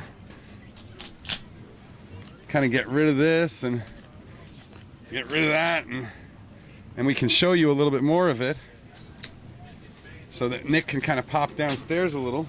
So we'll start off with the basics. You can't see the camera because it's on camera, but we're using a Canon Legria HF G30, which is a really nice top-end prosumer camera. We're not going to get into the big cameras because we're only streaming, so we don't need all the stuff that they can do with the recording and multiple sort of RAID array kind of recording and all that stuff. It does have a really nice piece of glass on the front of it, and it's got a really nice zoom, and it's got a really nice stabilizer. So it's never going to be the Schwemm lens, a $60,000 or $80,000 lens, but it's pretty cool. And that one's got a mic in it. We can run 2 to 3 mics, but we're not running them right now. What it does have is an HDMI out. And that HDMI runs to that little box, and you can see on Ronnie's left, there's a little white box there called an intensity box, Blackmagic Intensity, and that's an HDMI encoder. It takes the signal and runs it through a USB 3 cable to a regular old brand new MacBook 3 or MacBook Pro 13-inch. Can you adjust to make it brighter? Yeah, I'm working on it. Gotcha. There, now you can see. All right, so Ronnie basically has a little tiny TV studio in here. It's very simple equipment, and there's a lot of other things you can add to it, but we found the more you add, the more you beat up these processors. He's monitoring it all via YouTube, and he gets to see all your comments there, and he stays on the Sailing Anarchy forum and on Facebook and sort of takes in all your comments and uses that to help us improve our broadcast. And then if you can pan out here, Nick. So then we're running everything through a couple of these. So one of the biggest things we have to do when we do these events is go and scout the area. Petey came in a couple weeks early to scout the internet. In fact, here they come right now, but Petey came in to scout the internet, check where the signal was strong on the water. Then when I got down, we did it again. Then we spent a day going and buying up, $1,000 worth of data from Telstra, which has the best network on the bay here.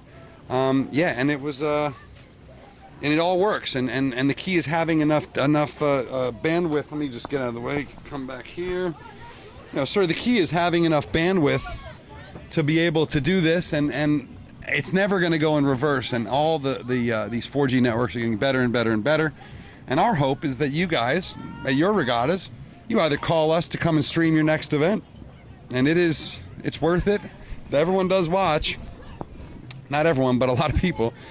So call us to stream your next event, or go and buy the gear yourself and stream your own event and let us know about it. It's I firmly believe that with it's probably 10 grand of equipment with everything, and you could do it for less certainly, but you could even do it for 3 or 4 grand if you really don't mind. We did that for a while. But you spend $5,000 or $10,000 and you can stream all your regattas for the next 5 years, especially if you've got a setup like, the St. Francis or Bayview or one of these clubs that does the racing right out front. It's really easy to do it. If you listen to the TV guys, they're going to charge you $50,000 and tell you need everything in the world. You don't. You really don't. The key to all this stuff is always having someone entertaining on the microphone, because let's face it, no matter how much we all love racing, if you watch it with no sound for 2 hours, there is literally nothing more boring. So you gotta have. That's why we are not behind the microphone. That's why. So you got to have someone entertaining behind the microphone. You got to have You got to have good content. You got to have people that are knowledgeable, because otherwise it's hard to tell what you're seeing through that little lens. But otherwise, it's pretty easy to shoot it and stream it. So feel free to drop us a line, clean@sailinganarchy.com, if you want to help streaming your next event. If you want to do some of these incredible highlight reels, you can always hit up Petey at Penalty Box Productions. If you want one of the best photographers ever to be in sailing, you got Sander van der Bork. And I guess, Sander, we're going to maybe try and have a stream of folks coming through here. We'll get the tripod set up, but maybe we'll go and get some interviews of some of these beach bunnies. What'd you notice in that race that was interesting? I couldn't barely watch it. I think the most interesting part for me was actually I've been on the beach really late, and there's 2 boats leaving the dock. I think the latest of everybody was Nathan and Tom, and both of them, they're picking their photos really late, and I don't think that Tom even made it to the start, so he might got the wrong call there. And actually, I think that's why I came in. I want to go run to the beach and make a quick pick of Draper's Falls, because he's been foiling all the way around the course easily. So good for him, I think. And that's probably the reason why they didn't blow it out, because there's one boat foiling all the way around the course. Yeah, and I don't know if you saw, but were you there at the finish? No. So Hiroki Goto passed Draper at the finish. Oh, I didn't see that. Yeah, it was fabulous work, and Hiroki is like super light, 62 or 63 kilos, something like this, and Draper kind of, the air gets so disturbed in there, with 3 boats or 4 boats sitting there back and forth, the air gets super disturbed, and Chris kind of got on the wrong side of that. Hiroki had gone further left looking downwind, and he was able to scoot in, jibe, stay on the foils, and go right to the finish, and beat Chris by a minute, because Chris is now low riding into the finish. So it was pretty cool to watch, but not cool to watch after that. The first 3 was kind of exciting, and Burling able to foil all his way down the course too, despite being 15 kilos heavier than Hiroki. So yeah, interesting setup. I will be absolutely thrilled to go and see what you shoot on the beach with Draper. And I think what we're going to do, guys, Ronnie, we have anything else to roll?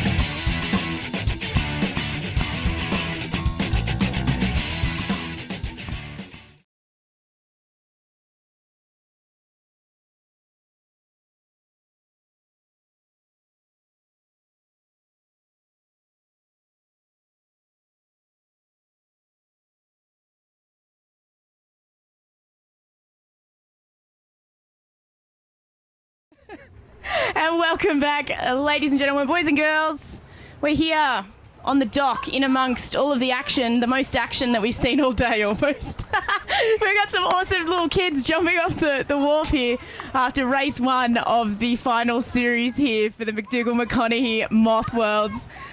Oh, just one of those races where I was actually thankful I wasn't racing. I'm one of the most enthusiastic people you ever meet when I get to go sailing, but That's that kind of breeze where you're just hopeful that you can, as I said a little bit earlier, just salvage a keeper score. I mean, you just want to be finishing in that top 10, I would say. I think anybody who's finished top 10 today will be happy with that. That's a keeper. But we've got a lot of boats here now just floating their way in, support boats bringing them in, as we do have an AP over H, so that's sent the competitors home just to wait ashore until hopefully we do get a sea breeze with all of this heating that's happening. So we're just wait and see what happens, but hopeful for some breeze. Only one race away, when I know they were hoping to get 2 to 3 away for the first day of the final series, and some amazing racing. It'll be really interesting to see how the overall results are looking after that race, with Tom Slingsby not making the start. Nathan Outeridge and him both made the late decision, as we were just speaking with Sander, to change their foils. But maybe that wasn't the right decision. It's basics, I guess, maybe to make sure that you're there on the course ready to start. Maybe they thought there wouldn't be a race that would be started, but it did happen. It was very, very boat favoured. That didn't matter, though. There were a lot of boats down at the pin, as it did look like there was a bit of breeze out on the left-hand side of the course, just for a recap. But I think that would have been pressure. So really, really interesting to see. We're just getting some power plugged into the camera now for you guys. But the first boats up on the foils was Chris Draper, followed by Hiroki Goto, and they just sailed away with it. But Pete Burling, he's having one of those regattas where you just wonder if he's ever going to do anything wrong. He still managed to sail through and finish third and be up on the foils for a heavy guy. That was no mean feat. So, just well sailed by him. I mean, this morning I had a chat to him, and he just seems unfazed by everything that's going on around him, which is an amazing attitude for someone so young. It's just, it's pretty cool, isn't it, to see the attitude of some sailors developing. When they're quite young. I think it's not only that skill that's there for Pete Burling, but potentially just the maturity that he has. He's really chill. I mean, and I honestly, when I found out yesterday that he was only 23 or 24 years old, I was blown away a little bit, because I remembered it it's just, you talk to the guy, and then you think, wow, he's 24, and you think what you were like at 24, or I think what I was like at 24. And he's just so together, He seems like he's 5 years or 10 years older in terms of maturity. I really am starting to talk like an Australian. I think by the end of this week, it's going to be horrible. I'm going to get home and no one's going to understand me. 5 days in Key West, and I'll speak English again, or at least I'll speak rum, whatever language that is. In the bar, they thought I was American yesterday. So you're going Australian, I'm turning American. What are we going to do? We're going to have some sort of... I'm Australian. I don't know. Nick, we're gonna turn you into an American just yet, but you'll have to go straight through to Redneck. So maybe we'll try and get you to Charleston or one of these other events. Nick Douglas, the Adventures of a Sailor Girl, the fabulous Nicole Sydney Sider, who brings you all those great radio shows. Check them out at Sunset Radio and Adventures of a Sailor Girl. Nick, are you going to do any radio shows this week, or you're a little bit too busy with the On the Water Anarchy crew? I think I'm a little bit busy with you guys. We'll see what happens. Maybe I'll pull some audio off and do a little highlights reel from all of the action that we've had out on the water. There's certainly a lot of action, and Jono from, I think, Yachts and Yachting or wherever is, I don't know who Jono's with, but the longtime journalist Jono said to me, it's just amazing how much content is coming out of this regatta. And yeah, I mean, most of it is that up? The thing up? Okay. Thanks, producer. So a lot of it's coming out of our team, and we've got 5 of us here, and we're all working very, very hard, but we've got, I think, 15 plus interviews up already, and 20 minutes of highlight reels already, over 300 or 400 incredible pictures, and this is not someone with an iPhone. This is Sander van der Borg, Artemis photographer, and just one of the best photographers in the world. He's got these galleries up, something that hasn't been done for a while, which is a full high-res gallery from a guy like Sander of all the bits and pieces. So if you go to facebook.com/Sailing Anarchy, you can see that one. What else? We've got Ronnie's great articles every night. I've got some articles that have gone up, and of course 2 to 4 hours a day of live racing action. Then you can add to that Terry Martinez shooting a gallery every day with 40, 50 pictures, I think. Bo Outeridge doing a daily sort of sports report video. What's the kid? Ollie Hardis. Ollie Hardis with maybe a daily video as well. You can check out Ollie Hardis Productions. and a bunch of other guys today. Today we were sitting in the media room, and someone came up to me and said, Clean, could I... I'm doing an Australian accent now. Could I impress upon you to take me out? And it was a little bit of a Kiwi accent, and I thought he was familiar, but I meet a lot of people, and my contact lenses weren't in, and I had no idea who it was. And I said, well, can you work? He said, yeah, what do you want me to do? And I think if I had said, be on the mic, he would have said no, but I said, yeah, spot for us, help paint the picture, like a lot of you guys at home have mentioned would help. And so, yeah, he came on the boat, and as he's leaving, it clicked. I knew he'd been in my camera before. I knew I'd talked to him before. And then I realized it was Mike Drummond, BMW Oracle Wing co-designer, and ACAT superstar, and just an absolute legend from New Zealand. And he's been out here all day with his binoculars spotting for us.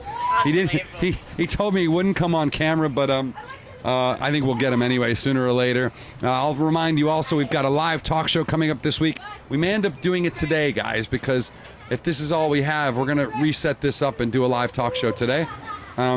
It'll take some doing. I don't want to do it today. We're not prepared to do it today. The plan was always Wednesday, but it's not normally like that here. And Sorrento has only given us one good day in 6 of sailing. So we'll see if we make that happen. I think our subject for the first talk show we do will be the future of foiling, and I think we'll pull together a good group of people. Already Chris Draper has agreed to come hang out with us, and Glenn Ashby, and maybe Razor or Dean from Team New Zealand. I think AMAC's always great to have a chat with on camera, and there's a bunch of other guys, Johnny and maybe George. Anyway, so we're going to put together a nice little panel for you and do a full hour-long on the Water Anarchy cocktail hour. It's been way too long. The last one we did was the Little America's Cup in Falmouth Harbor. That was pretty... Did I get to address? And it'll be the first time that it's co-hosted by Nick Douglas, and she's going to get herself all dolled up. Oh, you're a doll as is, hon. You're a doll as is. So yeah, and in the meantime, Nick, I think I'm going to send you on a bit of an errand, and we're going to roll through maybe some more stuff. Maybe we'll rerun some interviews with you. We should have that screenshot that shows you that pit racing's all postponed. So why don't you go ahead and take a look at that, and just keep this browser open, because whether until they AP over A, we're not going to turn this off. I don't think there's any reason to. It's only costing me, I don't know, $50, $60 an hour in data, and that's fine. You know, we're happy to do that for you guys. And what we're going to do is, Nick, you're going to go run down the beach, see if you can arrange some sailor interviews. So we'll get some live sailor interviews here on the end of the dock, and we'll see what Nick has to bribe them with. And it wouldn't kill any of us if a dark and stormy or two made its way out here to either. I'll have to say, although the whole plan of losing a lot of weight in Auckland before in Australia before going to Key West has gone by the wayside thanks to these lovely rum drinks being served up in the bar. So what do you think, Nick? You think you can wrangle? I think I can wrangle. All right. So we'll send Nick out on a mission, and in the meantime, I think I'm just gonna say a couple more things, and then we'll have some chats. We're gonna chat with Hiroki in a minute from yesterday afternoon, I think. But I want to congratulate all of you Sailing Anarchy Facebook fans for being part of 100,000 Facebook fans, the first sailing publication to get there to that milestone, and we did it honestly. We didn't buy any fans. We don't do that. I think we bought fans once on Twitter, and and they were all gone the next day, and it was stupid. And we call ourselves organic and grassroots, and we are. But it's amazing that we are the first sailing publication in the entire world to get to 100 grand, 100 genuine grand Facebook fans, and a very active Facebook fan page it is as well. And I think some of the best stuff on our Facebook page comes not from us, but from you, putting on your links and so on. That being said, that Petey Crawford video from this morning is unbelievable. I think I can watch it 3 or 4 more times. It's got those great sequences of action shots and everything else, and big giant wipeouts. So do yourself a favor, get over to vimeo.com/sailinganarchy and enjoy that one. A final shout out before we go to Hiroki. Was that Hiroki or Kohei? No, we have Kohei. Get the Japanese a little confused this early on, but yeah, shout out to Line Honors. And Bobby, why isn't Line Honors on the hat? And all of our friends down setting up, I think, for the Strictly Sail show in Chicago. Getting distracted again. But anyway, huge thanks to Sperry Topsider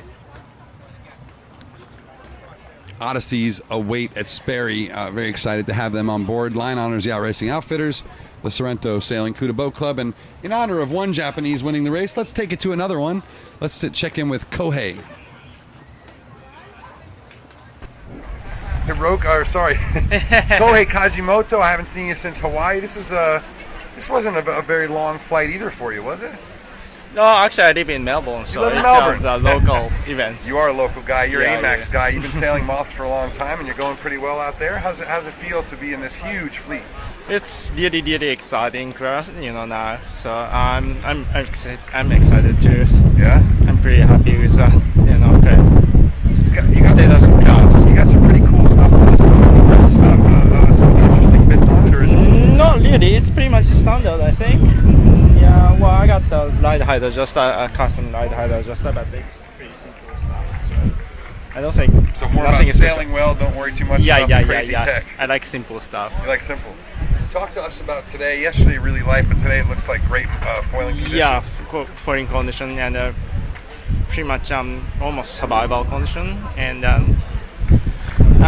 big guys are coming today. I think I'm a little bit lighter than them. So how many kilos do you weigh? 68. 68. So I have to survive today somehow. I think it's not just going to be surviving with hiking. It's going to be not crashing into other guys. Yeah, right? yeah.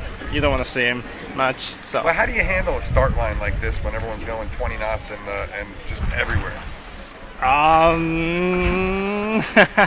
That's a difficult question. I'm not a good starter, so I don't know. you have to tell me. Really fast at times, certainly downwind. Downwind, yeah.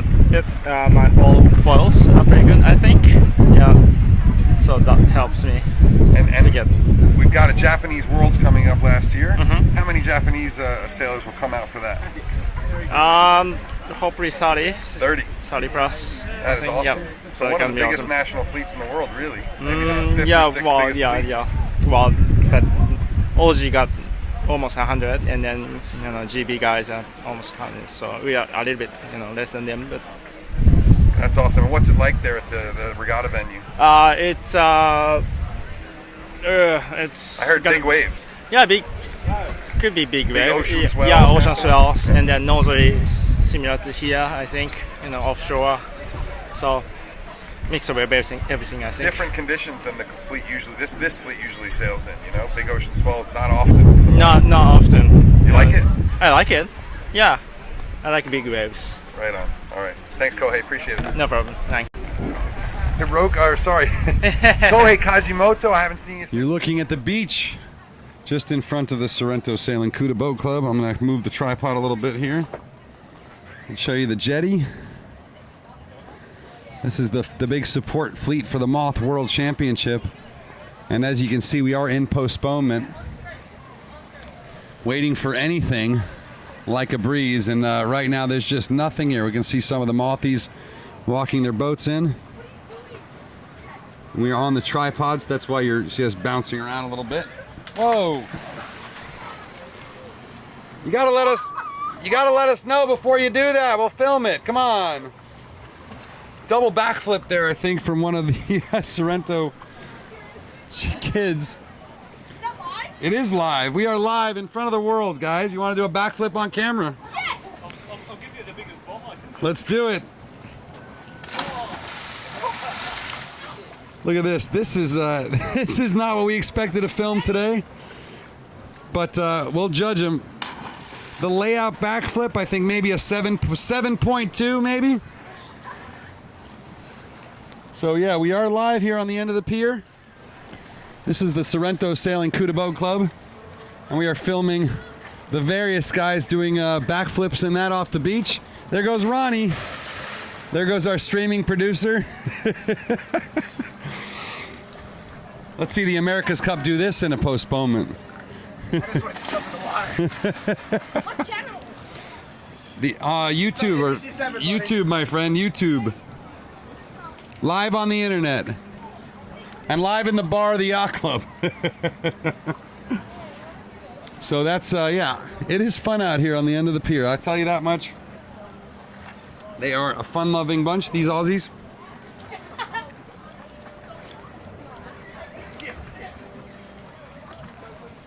So Ronnie, why don't you come up here and let's have a chat with you. Have a seat. So I can dry off before go back down to my little hole there. Hold on. You don't need to be down that hole very much. So Ronnie, you've worked with me at the Vendée Globe. We did a bang-up job that time, but this is, I think, a whole nother level of I think, intensity. And I guess talk to us about what it's like to cover a Moth World Championship live for your first time. Clearly working with Clean again, I'm a glutton for punishment. It definitely works me pretty hard, but it's all good. I definitely enjoy it, Like they always say, if you're passionate about what you do, you'll never work another day in your life.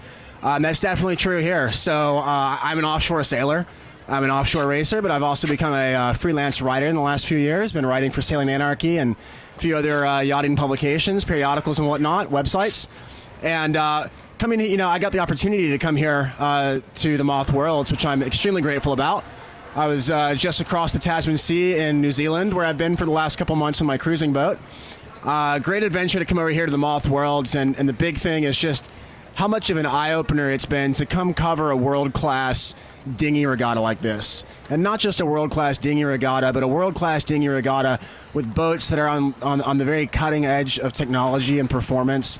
And also all of these sailors where, most dinghy regattas don't get current America's Cup skippers in them. They get guys that, are hoping to be a current America's Cup skipper. So, like when I used to race shifter carts when I was growing up, it's a good example. You would get these small, fast go-karts to just make your reaction times super, super quick. And you would get a lot of the Formula One drivers and Champ Car drivers and IndyCar drivers would, come back down to the shifter cart level to kind of hone their skills and stay fresh. So to see these America's Cup skippers and multi-time world champions and multi-time medalists and all this, and even Volvo sailors coming to a dinghy class just to keep their skills sharp, it injects so much fresh energy into the fleet. And coming here to this regatta, again, being new to the Moth, I've just learned so much about the Moth and the foils, the bigger foils for light air, the smaller foils for heavy air, just how you actually have to sort of, it's kind of like a kiteboard. You get the thing fully powered up until the boat gets out of the water, and then you're immediately easing off the power and just learning about how they tune these boats with the ride height adjusters. And we saw yesterday, when you're really pushing it and you're foiling well out of the water, it's much less safe. There's a lot less room for error, and a lot of times it's when the bow goes way high out of the water, then the wand flicks back and it thinks that the boat should go down, so it sends the boat into a massive pitch bowl at over 30 knots, which we saw. What do we see Babbage do? Coming into that spectacular sort of like Game 7 of the World Series call that Clean had when Scotty Babbs, oh my God, crazy capsize. That was some of the best sailing coverage I've ever seen. And I mean, it's just excitement. And coming here to this fleet, especially with my sort of single-handed offshore passion, Vendée Globe, mini Transat, single-handed Transpac, those things that I love to cover and aspire to race in one day. It's just sort of the antithesis of a World Championship Moth regatta like this. And that's one thing that I always love about sailing too, is you see there's so many different disciplines of sailing, and the sport is so diverse. And when you come here to this Moth World Championship regatta, you fully see that. It's just the complete total end of the spectrum. And as someone who has kind of started out as a sailor and begun to develop into a sailing journalist, sailing writer, and now I'm helping produce a live internet feed of a World Championship dinghy race, and as I continue to learn more about the sport and as I continue to cover more aspects of the sport, it is really just fascinating to see these different aspects of the sports. Your America's Cup versus your Elgis 24 versus your Moth Class 40 stuff versus your Vendée Globe stuff, inshore, offshore, dinghy, crude, solo. It's just such an interesting sport, and that's one thing I love about SA. Is there anything, Ronnie, though, that you is there anything that you can take from a regatta like this to your own sailing, or is it just too different? Yeah, I think there's always things that you can take from a different regatta and bring it into your own sailing, even if it is completely polar opposite type of competition. And one thing of that is definitely just going to be, it's something I've already learned, but just to relearn even more is just boat preparation. and time in the boat. And you see the guys that are doing really well, or I should say some of the guys that are performing below their expected level, some of the America's Cup guys, but they only sail the Moth 1 or 2 times a year. And they come out to a Moth fleet, and you get guys that maybe aren't the best sailors in the world, but they spend a lot of time in the Moth. And therefore, they become very proficient at keeping the boat on the foils, getting it around the course, getting through maneuvers. And then you get these guys that are multi-time gold medalists or Route de Rhum winners, and not even making the gold fleet. So it's just time in the boat, constant boat preparation. You see these guys; they're working all night long, and I think that's one of the biggest things that I've seen in this fleet. Also, and it's just desire. And I think in life, anytime that you really want something, you just got to put all your efforts into it. It's that continual preparation. Yeah, clean. Good one, dude. That's great information, and the folks back home are loving it. Everyone loves Ronnie, our curly-headed legend here. And Ronnie, I mean, inspired by Jean Le Cam, I gotta say, this is Jean Le Cam and Mishdej inspired. And Jean Le Cam and Mishdej, I think, sitting in second place in the Barcelona World Race. What do you think about that race? Well, that's Jean Le Cam and Bernard Stam. Oh, sorry, my bad. But Mishdej got flicked off the Mopre, and, well, they haven't exactly been fast since that happened. Jean Le Cam and Bernard Stam, yeah, the Barcelona World Race, if you haven't been following on your on the Barcelona World Race tracker, Hugo Boss was leading the fleet. Getting back up to speed. They're at about the equator this morning, so a little bit slow in the doldrums, but you've got Chimini Pajula, which is Bernard Stam, and Jean Le Cam. That's the ex-Foncia that won the Vendée Globe in 0809. Stand up for a second sec. place. We got We're bringing the samurai. All right. Oh, yeah. Is this Hiroki? Yes, this is Hiroki, winner of the first race. Look at of that, the Nick. Well done. Series, and we'll have Chris Draper and Pete Burling very shortly. Guys, see, this is why I hired this girl, boy. Hiroki. Send a beautiful Australian sailing commentator around the dock, and she comes back with the race winner. Let's send Ronnie down below. Oh, he's gone. Let's send Ronnie down below to do some titles. And thanks, Ronnie. Great As job. real sailors and beautiful girls come out, Ronnie has to go back down to the hole. Exactly. Thank you very much, Mr. Clean. Great job, Ronnie. Back to the beautiful Nick Douglas. Ronnie, not so bad himself if you swing that way. Woo woo.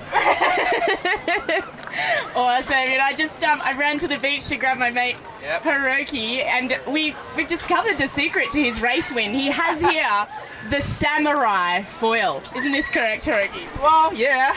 You know, we have a long tradition of making some nice sword. Yeah. Yeah? Sword. Yeah? Quite funny that, you know. Wow. You can see here the tip. So, the purpose to modify was not for the right wing, actually, for higher wing, because I was intended to get rid of the vortex. So, I was just, when I was on a... Get rid of the tip vortexes. Yeah, tip and fix it. So now it's here around is just a grass fiber and bendy like this. So you have a solid, you don't use a solid fin base, a solid flap almost. Sorry. So do you have the Sikaflex bead like the other guys? You know, around here? Yeah. No, we need to dig the carbon fiber, take off, and change it to the grass fiber because it must be twisty. So it twists along its entire twisty. span. So here it's stable when it's... Isn't that amazing? So that is a great thing to show us, Hiroki. But so, you know, first trial from that, and when Kohei from KSL came to Japan, and we were on a training, and he has a big foil. Yeah. And he foiled really early, and the lift is pretty strong. Yeah. And I was so much shocked because every tech was foil, so I couldn't do that. So I just modified again this edge, the last edge of the flap. Yeah. I just dig just the paint thickness, just white one gets dark till dark. Yeah. And repaint it again to make it just more edge on flap, and the difference is huge. I mean, you were unbelievable out there. You foiled almost the entire way around the course, and I mean, obviously you're light, that helps, but that was just. I think so. I'm 73. It's actually 73. Are you really? Yeah. You look so much lighter. Not so much. I Yeah. would So say actually, 68. so that's about the same as Chris Draper. Oh yeah. Yeah. Yeah. So he has the bigger foil, so he's definitely better than me in the upwind. But downwind, I was really better than. Look at that Hiroki on the Samurai foil. This is something no one else has, right? Yeah, I think it's first time. All right. Well, I tell you what, there might be some guys, if the forecast is like this tomorrow, there might be some guys working on that solution in the boat park tonight, right? Hiroki, how long did it take you to sort of come up with this this foil, and is this all your own design, or? It's originally the Mach 2 foil, and just modify with the, you remember the guy in Hawaii, the old Japanese Furuya-san? I do remember him, Yes. yeah. He was 77 years old or something like that? Yeah. And he was still One sailing of them the all? oldest guy on foil. Yeah. And yeah, he's a master. So 1,000 years of sword-making tradition gets Hiroki the win. And Hiroki, Yeah. how does it feel to go and win a Moth thanks, Worlds? Chris, and thanks everyone to get me joined to this event. But how does it feel to win a race in the Moth World Championship Finals? Have you ever felt anything like it? No, actually, yeah, it's unreal. I think the day one was pretty good for me. I was in top 10, but too much excited and I had too much whiskey in the night. And hanging over the day two was really bad. Bad headache. And so I need to change the whiskey for just a glass of whiskey. Instead of the whole bottle. Oh, I love it. Hiroki, you are a star. I said to Hiroki, he's got a daughter and two beautiful sons. I said, how proud will they be when they hear that he's won a race? Oh, makes me cry. Yeah. I miss them all. Yes, and of course my wife. Put it in front of the camera. Oh, yeah. Hiroki, can you just, we have people requesting to look really closely at your foil. Can you just hold it straight like this? No. Come on. Yeah, this side is much better. Let me get the darkness down here a little bit, get some contrast. It's seriously samurai. Like, look at this stuff. I'm zooming in. Hold on. There you go. He's kicking butt. All right, guys. Hiroki, thank you so much. You are the man. We're really excited to see you go and win that one, buddy. All right. So that was Hiroki Goto, and I think we're gonna let Hiroki go and have just a glass of whiskey, not a bottle. Yeah, I can't stop tonight. Konnichiwa, Hiroki. Hey. We say domo arigato. Domo arigato. Sayonara. You don't just say. That was the extent of my Japanese. There he goes. I said hello, thank you, goodbye. Sushi. I know domo arigato, do tashimashite. Yeah. Ichi, ni, san, shi, go, kushichi, hachi, go. Thank you for all you folks watching from Japan. I think we're almost on the same time zone, right? Yeah. 2 hours. A few hours. 2 hours. behind, yeah. And I think maybe we'll talk to Hiroki Yeah, live streaming. Yeah. Yeah. right now. So I think we'll talk to Hiroki later in the week and see about those conditions coming up for the Hayama. Is that what it is? Yeah, Hayama. The Hayama World Championship in 2016. Thanks again, Hiroki. Yeah. He's almost convinced me to go. All right, so stay tuned, folks. Stick around because we've got Chris Draper coming up. Yeah, I believe We've got so. Pete Burling coming up. Pete So Burling said he'd drop in, yeah. Hey, we're getting a request from Laura as well. okay, I don't know that's going to happen, but if anyone can do it, it's Nick. I will give it a go. And I think, do we have something else to maybe show anyone? Where Ronnie looks around, give you some sights and sounds of Port Phillip Bay.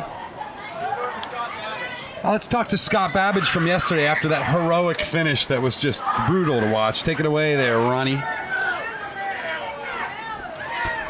We're talking about geeking out on these boats, and here's a pretty geeky guy right here, Scott Babbage. He's built a lot of these control systems and helped design them. And tell us what you're proud of about your boat, man. What do you got that's really cool?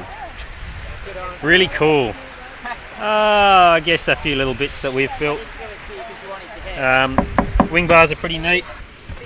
Other than adding shit out the back like the other guys do, we've made a bar that's aero already, which is pretty neat.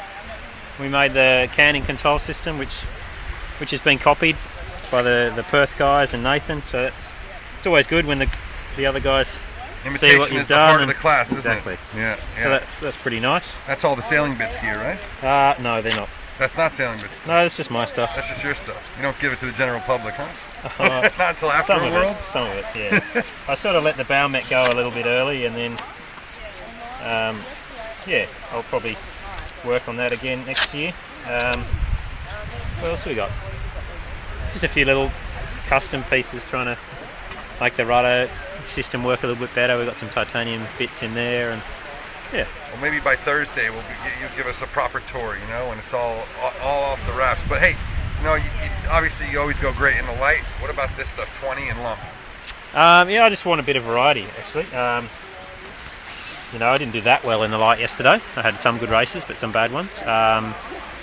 And yeah, we'll see how it goes today. I think the big guys will definitely do well today, at least upwind. And we'll see who can make it to the bottom mark. Expect to see some serious carnage? I hope so. Yeah, it'll be good. I love your attitude. The Moth class president, Scott Babbage. That canting bit we talked about.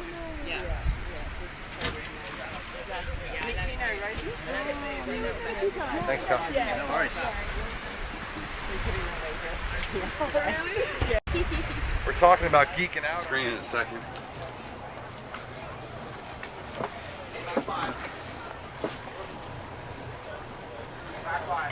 Huh? I'm live?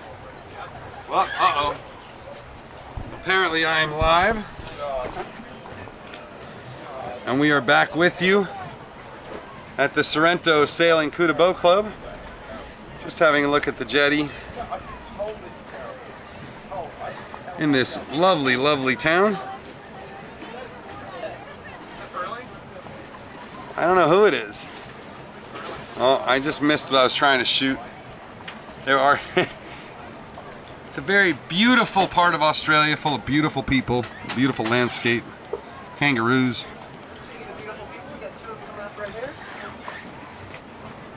Look at that. We do have Pete Burling coming up. We gotta get some drinks. We'll get some drinks after this. It's like, This is our studio. It's pretty terrible. It's coming on right now. There she comes. Nick has successfully pulled another one. Well done, Nick. Here you go. Hey, Pete, how are you? Yeah, welcome aboard, Mr. Pete Burling, and pulling out a third in those conditions for a bit of a big boy. How do you feel? It's obviously after Hawaii, I kind of figured I'd better come to the Moth Worlds with a good plan and light air, and it seems to be going pretty well at the moment. I was one of the earliest to be popping, and so I'm really happy with it. Yeah, no, that's just brilliant. And yesterday you showed them up downwind, and then today you managed to get up on the foils as well.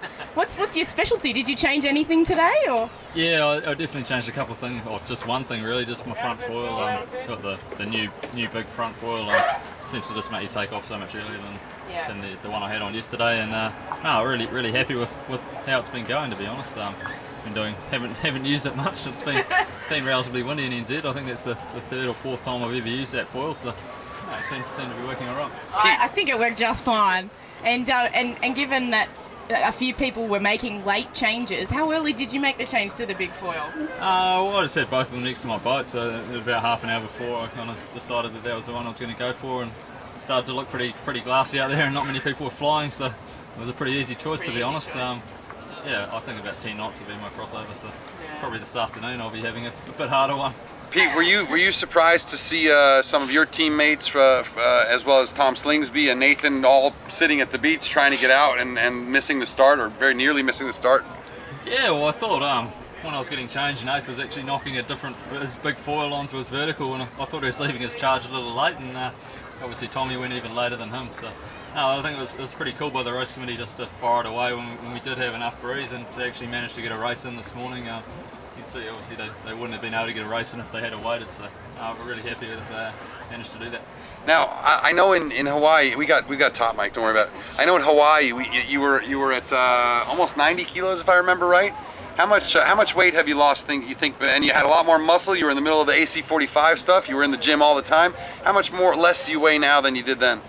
I honestly think I'm heavier now than I was then. Oh, gee, there goes me. Yeah. Well, to be honest, before the AC45 stuff, I got pretty light. I got myself down to about 76 or something for that AC45 series, and then we were pretty light at Marseille because we thought it was going to be a light 49er Worlds, and then so I was probably on about 82 or something then, and I'm probably about the same now. To be honest, I sit pretty comfortably at this weight, and I think it's a pretty good weight for the Moth. How much of staying on the foils out there is staying out of the disturbed air of the other boats? It's a bit of both, to be honest. There's definitely staying in the puff, but obviously there's parts of the puff that are in gas of other people, and generally you can obviously sail in a straight line and a lot lighter breeze, and you can do a manoeuvre, and so generally it's kind of trying to make sure when you get to the corner you've actually got enough puff to get out of the corner again. I know on the second beat I was getting a bit nervous going out there that we weren't going to get back out of the corner, so I actually jived around and went back in a bit earlier than everyone else, and ended up losing kind of probably 50 metres to Hiroki and Draper, because they both managed to get a tack in a little later and just do the beat in one, and I did the jive and did a couple of extra tacks just to be safe, and I was pretty happy to manage to stay on the foil the whole way around. Do you think you could explain to us, sort of a lot of people at home are watching and either getting into this class or just upset they're not here, obviously, but think you're going to talk us through some of your settings for this kind of light air, wand and gearing and that, or is that a big secret? It's not too much of a secret, to be honest. It's pretty, I don't actually change it much. Standard? Yeah. I've kind of just got the standard Mach 2, pretty much. I've looked at your boat, it's not that standard, come on. Apart from a rake and can system that I've added on, but everything else like the Vang and Couta and everything's and is that rate as standard as you can get. So I actually had probably just a little less gearing today. Horn length was probably relatively similar. It was actually amazingly how choppy it was coming into the bottom mark. I had one vent that almost kind of got me off the foil for a while, and it's a bit sketchy, but even sitting right here at the dock with no wind on the water, we're constantly bang around between spectator boats and just people water skiing out there and jet skis and all that. I definitely would have been winding my gearing and on a completely different setting if it was just mirror flat, like we normally end up training in back home if it's this light, and but no, I actually had relatively similar settings to yesterday, but obviously a different foil. It's one of those things you've got to go with what you feel comfortable with, and if you feel you need a bit more gearing, obviously it's a little bit slower, but it gets you around the track, and it's good. It definitely in breeze like that, it's better to be comfortable in the head and know that you can get to that next puff first, I guess. Definitely, and it's just all about staying on the foil and this. Awesome. Yeah, and you did go quite low when you came around the bottom mark the first time. Was that specifically to keep that speed on? You went quite low underneath. I thought there was a bit more breeze than there was, and I went for a little bit of cunno, and then kind of had a little skid on the main foil, so I just had to keep the reach to stay on the foil, There's times where it's just better to reach than to end up off the foil, and that was one of those that just might as well if this. I don't know, you'd be sitting there for a long time if you let it slide. So well, yeah. Well, I can't tell you how much we appreciate Pistol Pete still leading this regatta, that's for sure, and I think a big shake-up too with a lot of guys very deep. Beauty. Thanks, guys. Yeah, no, thanks, awesome. bro. Thank you for coming. That's all right. awesome. I'll take it back. Yeah, no worries, Nick. Yeah. All right, Nico's going to go do a little more wrangling. Nice job, Pete. Thanks. What a job from this guy, the new generation of superstar skiff sailors, and he is putting his stamp on this regatta, Ronnie. And it seems like it's quieted down on the end of the pier here, and I don't know. One thing that impresses me so much about Peter Burling, I first got to know him a little bit during the Red Bull Youth America's Cup in San Francisco at the end of 2013, or 2013 as they'd say down here. But Pete Burling yesterday, just incredible downwind control, just absolutely phenomenal, never crashing the boat. Said he only went for one swim yesterday, and to see him do it in the heavy and in the light is just incredibly impressive when you have a 280 boat fleets compressed down to 180 boat fleet and you're still at the front in any conditions. I mean, in literally the absolute bottom that you could sail the boat and the absolute top you can sail the boat. That's what we've seen the last 2 days. We have seen survival conditions at the bottom, end of the range out here today, where half the fleet didn't even finish, and some of the very top guys just had shockers. And yesterday we had full survival in the other direction with 1 meter chop against tied against 25 knots of breeze with puffs to 30, and Pete Burling a third in one of them and many bullets in the other, and I don't know how you can argue with that. I don't know how you can bet against him at this point. I think at the beginning of this regatta, Ronnie, even a guy like me that watches this fleet pretty religiously, and I know all the guys, and I've watched them all before, and I couldn't call it at all. But it's really starting to look like Pete's just got something special that no one else does. Well, when we did our form guide, which you and I both worked quite hard on for a couple of days, we both went over kind of all the facts. We looked at the results. We watched the guys do as much sailing as we could, although it was light air. And then we came up with our form guide, and we put Pete Burling on the podium, and we finished it off, and we said, you know what?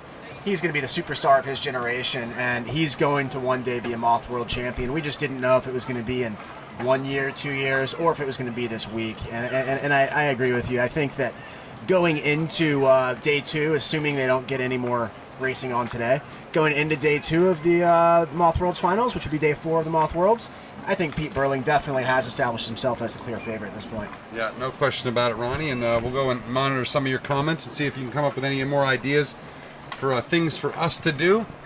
As we've said, this is the On the Water Anarchy production of the 2015 Moth World Championship. My name is Mr. Clean. And thanks to the 5 kind folks at Sperry Topsider, we're able to bring you this entire regatta live, as well as incredible high-quality pictures from Sander van der Borsch, and a whole range of media from Petey Crawford and Ronnie Simpson and me. Mr. Yeah, what do you got? Got Rosie Collins, Kohei Kajimoto. Okay, cool. So, one of the things we haven't discussed yet is all the girls in this fleet. And there's a record number of women at the Moth Worlds. I think 10 of them. And I think we're going to go to one of them here. What? So 2 made the gold fleet? 3 made the gold fleet. Japanese is the 3rd. So 3 girls make the gold fleet, which I think also is a record. And Sam England was just stomping yesterday. Loved it. And Annalise Murphy, the Irish Olympian, as well as the Japanese woman who I do not know her name at all, but I will figure it out. So while we wait for Nick to wrangle up some more top sailors, let's go and take it away to one of those girls, Rose Collins from Australia. Rosie Collins from Brisbane. I finished my first Moth race yesterday, so that was very exciting. Excellent, congratulations. How long have you been sailing the Moth? I've had the boat about a year, but I haven't done that much sailing in it. That's pretty ballsy to come out here with very little time on the water and come compete against this fleet, eh? I got convinced by Ray here, and she convinced me one evening after a few drinks, so I came along. Will it be a good battle for the top girl, which is, I think, a pretty big trophy? It should be. I think Ray and Annalise are certainly the people to beat here, and I'll watch them with interest and hopefully learn a bit off them. Well, we will certainly watch you all. It's always great, and it's great to have the biggest female contingent ever in the Moth World. Does that feel pretty good? Yeah, it's great. I'm really excited to have 10 of us here. It's wonderful. Right on. All right, we'll get to you later in the week, Ray. All right, day 2. Rosie Collins from... this wasn't a very long flight either for you, was it? No, actually I live in Melbourne, so you live in it's Melbourne. The local event. You are a local guy. You're Yeah, an AMAX yeah. guy. You've been sailing Moths for a long time, and you're going pretty well out there. How's it feel to be in this huge fleet? It's really exciting class, now. So I'm excited too. Yeah. I'm pretty happy with okay. You got some pretty cool stuff on this boat. Can you tell us about some of the interesting bits on it, or is it? Not really. It's pretty much standard, I think. Yeah. Well, I got the ride height adjuster, a custom ride height adjuster, but it's pretty simple stuff. So I don't think. So more about sailing well. Don't worry too much about the crazy tech. I like simple stuff. You like simple. Talk to us about today. Yesterday really light, but today it looks like great foiling conditions. Yeah, foiling condition and pretty much almost survival condition, and big guys are coming today. I think I'm a little bit lighter than them. So how many kilos do you weigh? 68. 68. So I have to survive today somehow. I think it's not just going to be surviving with hiking; it's going to be not crashing into other guys. Yeah, right? yeah. You don't want to see him much. So. Well, how do you handle a start line like this when everyone's going 20 knots and just everywhere? That's a difficult question. I'm not a good starter, so I don't know. you have to tell me. You're really fast at times, certainly downwind. Downwind, yeah. My all foils are pretty good, I think. Yeah. So that. All right. right, first Scow interview here at the 2015 Moth World Championship. Brian Sherry. I just talked to Jack, your boy, the Rocket. How about you on a Scow? Were you a Rocket out there as well? I wouldn't say that. I managed to get round okay. I ended up with 3 seconds today, which was very nice. Out of what, 7 Scow boats? Yeah. So that was pretty good for me. Now you haven't been at this for 30 years like some of these bad boys, right? No, I built mine over winter. This last winter? Yes.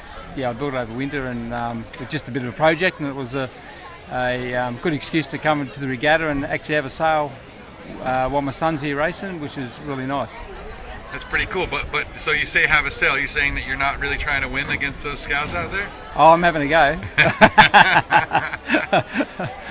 I do the best I can, and but it's all new to me. I'm learning every day, so yeah, it's nice. And what do you think about this? I mean, all these other guys are low riding and they hate it. What about you in the Scow? Do you like it, or just going slow in the light air?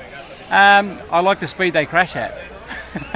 The speed they crash at is more my speed, which is good. I don't want to crash at 25 knots. And how about to sail? Are they difficult to sail, and are they difficult to tack and jibe, or are they pretty easy boats? They're quite not too bad to tack and jibe. Today I got smoked on the run. There's obviously a technique that I didn't have, and the guy went past me, and so I'm trying to. This for the morning report. Yeah. So this is breeze on, maybe 20, maybe a little more at some point today. Is this survival, or is this just smooth sailing for you and your boys?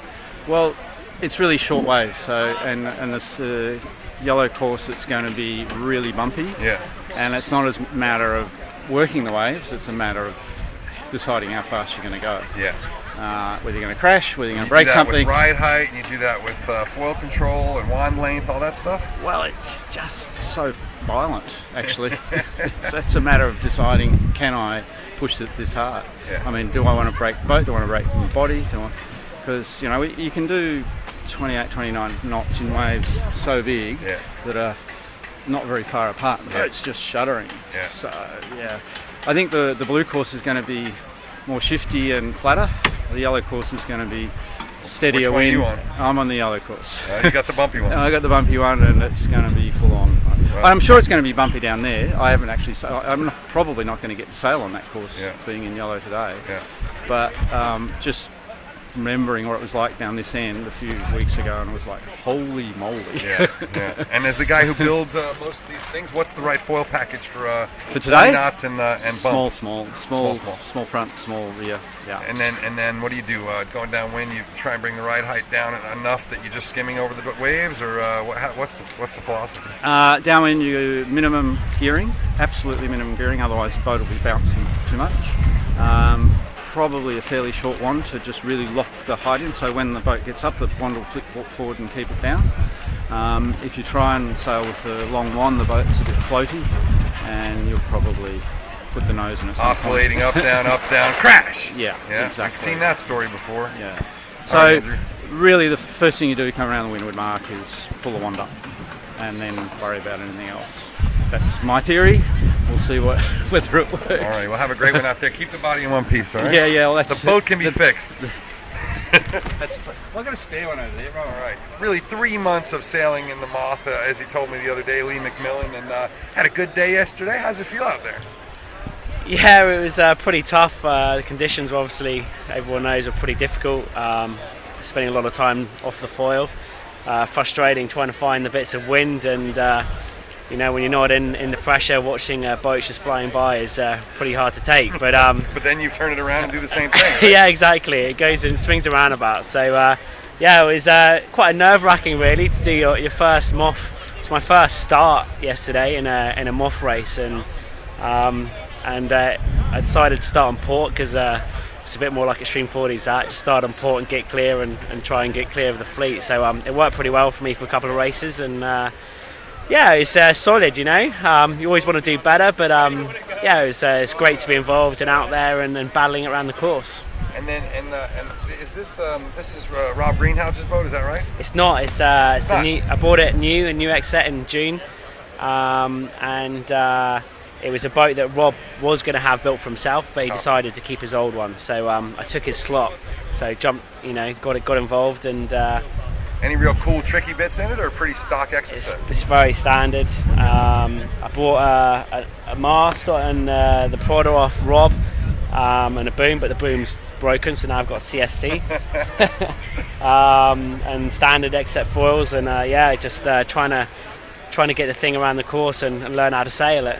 What do you think, though, with today's pretty survivally, I think, going to be really bumpy and sort of 20 out there? Yeah, it's looking pretty fresh, so it's going to be pretty nerve-wracking, and just trying to keep the boat upright and get the... my biggest problem I found since I've been out here with a bit of breeze was doing the head up at the bottom, when you're just flat chat. Getting downwind's okay, but trying to do the round up, I've had some difficulties, so that's the place to be. The key is take your time, right? I watch a lot of this. I don't know shit about sailing them, but I know about watching them. And the guys who take their time and find the right spot, even if they're going way past the bottom mark, seem to always go okay. It's the guys that push it and then go and, I got to get real close to the mark, and then they do the somersault. I know, yeah, it's tough, but the speed, you're just going so fast at that point. As soon as you head up to try and get that angle and try and get the lean onto windward, the boat just takes another 5 knots of boat speed, and you're holding on for dear life. Yeah. No, it should be good. Well, 2-time Extreme Sailing Series winner, runner-up this year, and good to see you on the beach, man. This is fun stuff. Huh? Yeah, it's great. Good to be here. Thanks, Lee. Cheers. All right, really 3 months the first down of the Emirates Team New Zealand crew. Ray Davies, how are you, my brother? Yeah, good. Thanks, Alan. It's great to see you. It's great to see you in this crazy little boat. Yeah. You guys have put a lot of time in as a group, haven't you? Yeah, and the last sort of 4 months I've sort of got into the Moth properly, and put a lot of effort in.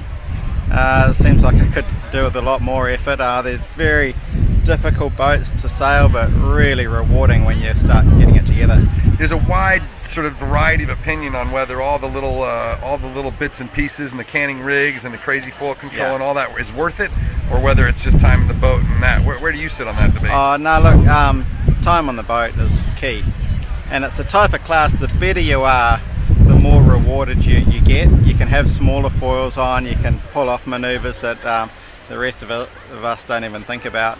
So the better sailors, it's this real snowball effect, but for sure the canting rigs are quick. We got rake adjustment too. There's times when that's really good to be able to adjust that. Yeah. But look, if you're hiking it down and your sail setup's right, you're going to be going quick. I think until you start to get to that really top 10, 20 group, then it's yeah.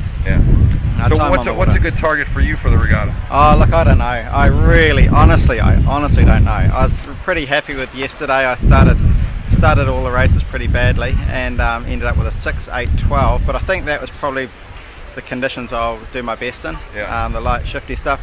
Today, a bit more steady breeze. The big boys go quicker than me upwind, but my pace isn't too bad upwind. I'm pretty happy with that, but manoeuvres and keeping it upright is going to be the key today. And I've never raced in a big fleet, so we'll see what happens. So are you excited or anxious? Oh mate, I'm excited. This is epic. It's epic. The razor, thanks mate. No worries. The first down of the Emirates team. All right, welcome back, ladies and gents, to the Sorrento Sailing Couta Boat Club. We're looking at the jetty right now, waiting for our lovely Nick. Look at this. Hang on, I'm just shooting something else at the moment. Just saw some of the beautiful sights and sounds here. Look at that! What a treat! What a treat! I bribed him with a Gatorade. All right. We had the folks back home. We had Uncle Chuck and Uncle Phil and everyone else watching B, and we wanted to hear from you. And we'll let him get dressed here for a second, but we've got the 2-time world champion Bora Gulari with us on station, and we'll have a chat with him about that wonderful race that we just had. Oh, amazing. I'm gonna go for some. Where'd you finish, B? I don't know. I'm not sure how they score it, but I think I actually probably got a top 10 of some sort. Really? I think so, because I know I had a decent first leeward mark around me. Yeah. I was obviously pretty far back at that weather mark, but yeah, use my standard downwind finesse and walking somehow wiggled into. I'm pretty sure I was top 10, maybe even like 7 or something. What percentage of that course were you on the foils for? Huh. Once I got up on the foils, I was on. Well, let me think about that. I was on the foil for half the beat. Are we talking time-wise or distance-wise? Distance-wise. Distance-wise, about 3/4 of it. I hate to say. Really? Just because I kept reaching off trying to find some place to foil. Yeah. I foiled pretty much both downwinds the whole time, and I would say I foiled half the beats. Is it? I would sort of think that with the way apparent wind works, it would be easier to foil upwind in the light air. Is that not true? You got to get up first. You got to get up first, and you can't just reach down and then go get up, or? Not so easy. Yeah. Some of the boys had high lift foils. I just kind of stuck with my standard Masita foil, and yeah, I mean everything in foil was a trade-off. A little bit more pressure, I could have got up. You could have probably made the high lift foils pay with their drag penalty. What do you think about Kohei? Hiroki just came by with the samurai foil and showed us it and talked about it and all that. What do you think about that thing? I actually haven't seen which one's the one with the tips coming back. The tips coming back that are closed off and just twist the whole way and doesn't actually have sort of a free flap. Looks pretty cool. He said it was amazing out there. I mean, like he just, and he was fast. I mean, he won it and going away, right? He's not that light. He's 72 kilos, he said. Really? Yeah. Huh. I don't know. You might have to take a look at that. No, I looked at it once. We got some pictures of it. Yeah. But that's crazy. How long before the race did you make the decision to stick with your standard foil? Because we know that obviously Tommy and Nathan got really caught out there on the beach. Well, Tom missed the race completely. Really? Yeah. And Nathan was, several minutes late. He got over the start line, but it didn't have a good one for sure. Yeah. I guess it kind of got easier for me because we discovered one more broken foil this morning. So I guess the total in between Bear and I now is getting, let's see, Bear broke main, 2 mains, he's lost 2 hydrofoils. So we're looking at about $15,000 in foils since we've been here. We've got 4 more days of racing left. Yeah. So I'm down to one vert, and it made the decision a little easier in that respect. If I made the wrong, I would have probably done better with the high lift overall. But do you think that I was just gonna shoot our commentator in a bikini, but I'll wait. No, she's called me off. Hello.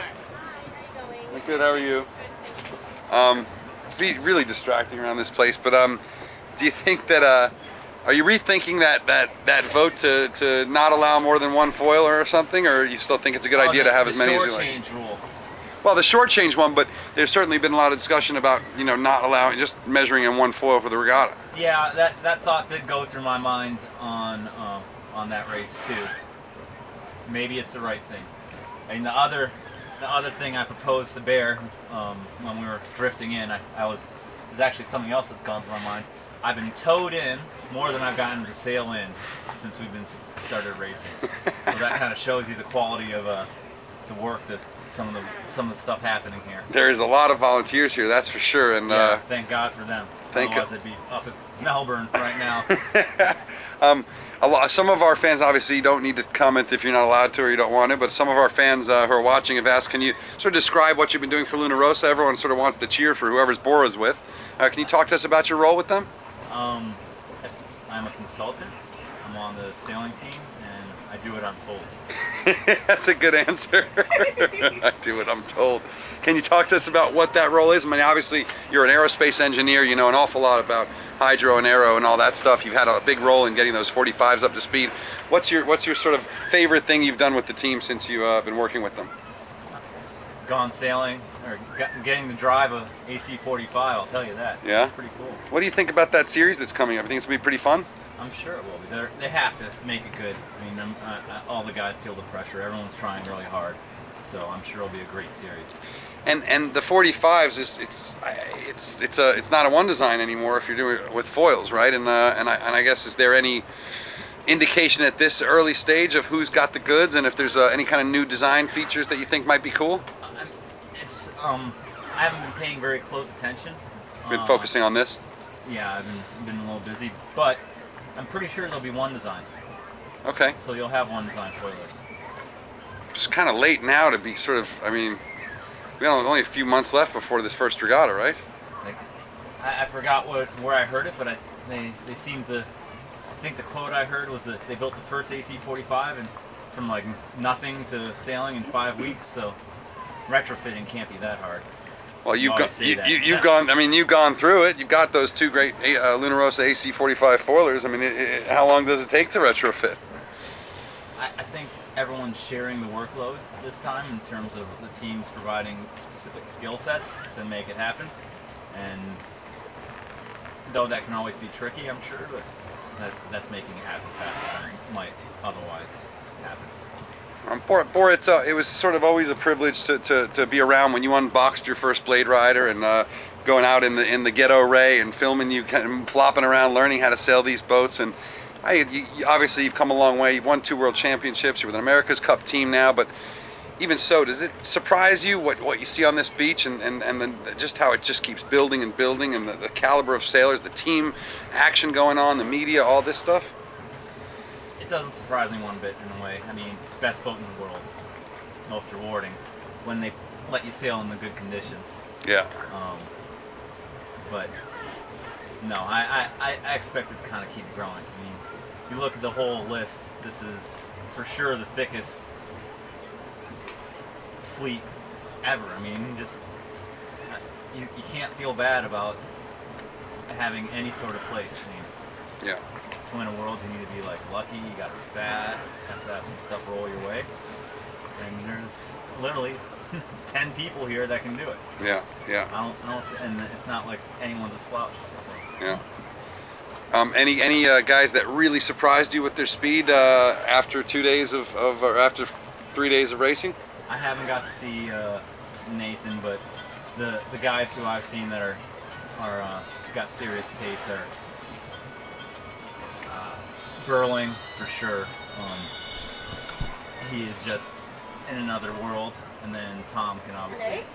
He's the other one that I've raced a fair amount against, and he can go upwind pretty well. That's for sure. Right on, right on. So what happens the rest of the day? This doesn't look promising, does it? I think it does. I don't know. Dude, I just see glass as far as I can see. I mean, these clouds look good, but looks pretty glassy. Needs to move a little bit further to the east. To the right, yeah. Yeah, but I mean, with a northerly, it should, if the conditions get right, should help support the onset of a sea breeze with the circulation. Just obviously. Did you know it's already 5 o'clock? It is already 5 o'clock. Yeah. Well, why don't we just start sailing at like 7 or something then? I don't know. Why not? It's light till 9, isn't it? That feels like 10 to me. See that sunset a couple days ago? Yeah. All purple. Oh, it's unbelievable. This place is just gorgeous. Every day, sunrise on this side, sunset on the other side. It's just perfect. Too many people for my taste. Yeah, all right. It is a little bit like the Jersey Shore, but Detroit, a little bit chilly right now. That's all right. You're not going to Detroit, though. You're going straight to Key West with me. Yeah, right into it. Racing Melgus 24s? No. Navigator on Stephen Heidi Benjamin. On the Spooky. Oh yeah. And brand new mast. Is that the Spooky with a brand new mast? Oh yeah. And a bigger mast? Yeah, I forgot exactly what it is, but I'm tempted to say 30 centimeters longer or taller on the main and the kites. I think the jib forestays stay at the same relative spot.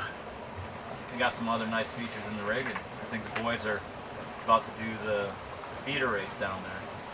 That'd be pretty fun. That's always a fun race. I haven't checked the forecast, as long as the wind direction's good. Yeah. Well, the Carkeek 40 is pretty special boats, and Bora Gulari, a pretty special guy. Thank you to all the Detroit fans for watching, and all of Bora's fans around the world. Make sure you check him out at facebook.com/BGulari. Yeah, Bora Gulari, I guess. Bora Gulari. Yeah. And Essen, we love you. We know you're watching. Actually, I wonder if she's awake. At 11 o'clock at night. Probably asleep. Yeah. All right. Well, we're going to peace out with Bora and bring you maybe some other stuff that we've got rolling here. Thanks, Bora. You're welcome. Nick, you got anyone else lined up on shore? I'm going to go hide in more shade. Yeah, everyone's hydrating. You want to stick around a second, then I'll... Sitting in the shade. We might, do we have anything we can peace out to? We are not going to make the call that they're AP over Aang yet. We're going to hold off for a little bit. But Yeah, so just stick we're around. Still holding out. Most people are just hydrating. For the blue fleet. Yeah. Oh, they're still out there? Yeah, if we can see on the horizon there. Oh no. And they don't have as many coach boats to help them get back in either, which is a little bit depressing. Well, Those you think poor the guys. coach boats would be out there running around? Are they racing right now? Yeah, they were. Oh God. You think you had it bad? Scout guys are loving it, right? Yeah, it's like suck it. No, they're not racing. They're all coming this way. Yeah, everyone, well, they're not racing now, but yeah, everyone has their days. The Scout Moths, I think they were pushing probably 50 litres of water off each side yesterday. And today, they'll be like, see you later, wetted surface area. Yeah. You can keep talking for as long as you like, Nick. Oh, really? Yeah, I'm gonna take a break here and eat a little bit of food. You can talk if you like, you can not talk if you like, and we'll just shoot the air. I don't care. We could just shoot the air and I could go for a swim. Good idea. There we go. That'll be something to watch. Righto. All right. I'm Best race committee ever. Yeah, you're loving it, aren't you? Best race committee ever. I agree. They're Yeah, awesome. They're awesome. I love that race. It was great. I honestly think I might have salvaged the 7th out of that. I think If you counter, it felt like top 10. Because you lose track when everyone gets so spread out. Ronnie, can you go sound down? We could watch back. I don't care. Just run some interviews, please. I don't care what you run. Just run something. Just not us. That was a freaking there. That's so cool. Thank you for dropping in. No problem. Yeah, nice job, Nick. Really nice job. It's hard. It's only cool right here. Boats, and here's a pretty geeky guy right here, Scott Babbage. He's built a lot of these control systems and helped design them. And tell us what you're proud of about your boat, man. What do you got that's really cool? Really cool. I guess a few little bits that we've built. Wing bars are pretty neat. Other than adding shit out the back like the other guys do, we've made a bar that's aero already, which is pretty neat. We made the canning control system, which has been copied by the Perth guys and Nathan. So it's always good when the other guys see what you've is done. the part of the class, isn't exactly. it? Yeah. So that's pretty nice. That's all the sailing bits gear, right? No, they're not. That's not sailing bits. No, that's just my stuff. That's just your stuff. You don't give it to the general public, huh? Not until after Worlds? Some of it, yeah. I sort of let the bow met go a little bit early, and then, yeah, I'll probably work on that again next year. What else have we got? Just a few little custom pieces, trying to make the rudder system work a little bit better. We've got some titanium bits in there, and yeah. Well, maybe by Thursday you give us a proper tour, and it's all off the wraps. But hey, obviously you always go great in the light. What about this stuff, 20 and lump? Yeah, I just want a bit of variety, actually. I didn't do that well in the light yesterday. I had some good races, but some bad ones.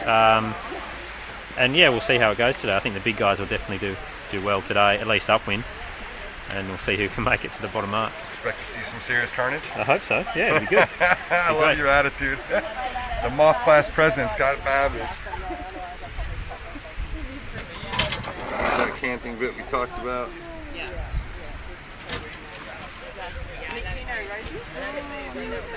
Thanks, Kyle. No worries. We're talking about geeking out on these boats, and here's a pretty geeky guy right here, Scott Babbage. He's built a lot of these control systems and helped design them. And tell us what you're proud of about your boat, man. What do you got that's really cool? Really cool. I guess a few little bits that we've built. Wing bars are pretty neat. Other than adding shit out the back like the other guys do, we've made a bar that's aero already, which is pretty neat. We made the canning control system, which has been copied by the Perth guys and Nathan. So it's always good when the other guys see what you've is the done. part of the class, isn't exactly. it? Yeah. So that's pretty nice. That's all the sailing bits gear, right? No, they're not. That's not sailing bits. No, that's just my stuff. That's just your stuff. You don't give it to the general public, huh? Not until after Worlds? Some of it, yeah. I sort of let the bow met go a little bit early, and then, yeah, I'll probably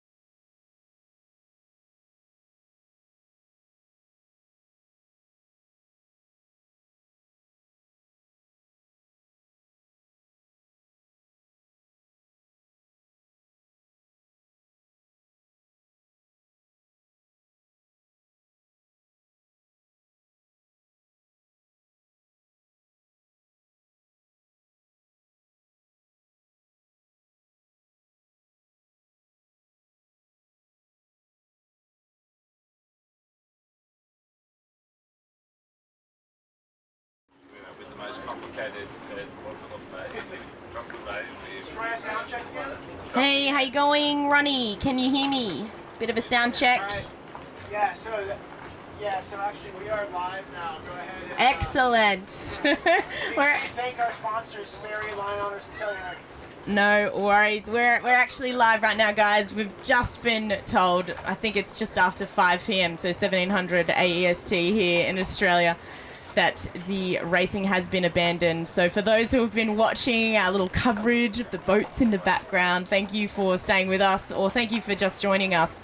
But yeah, after what you can see here just behind me, not too much breeze today. They've finally made the decision to pull the pin. It doesn't look like we're going to get a sea breeze as what was predicted.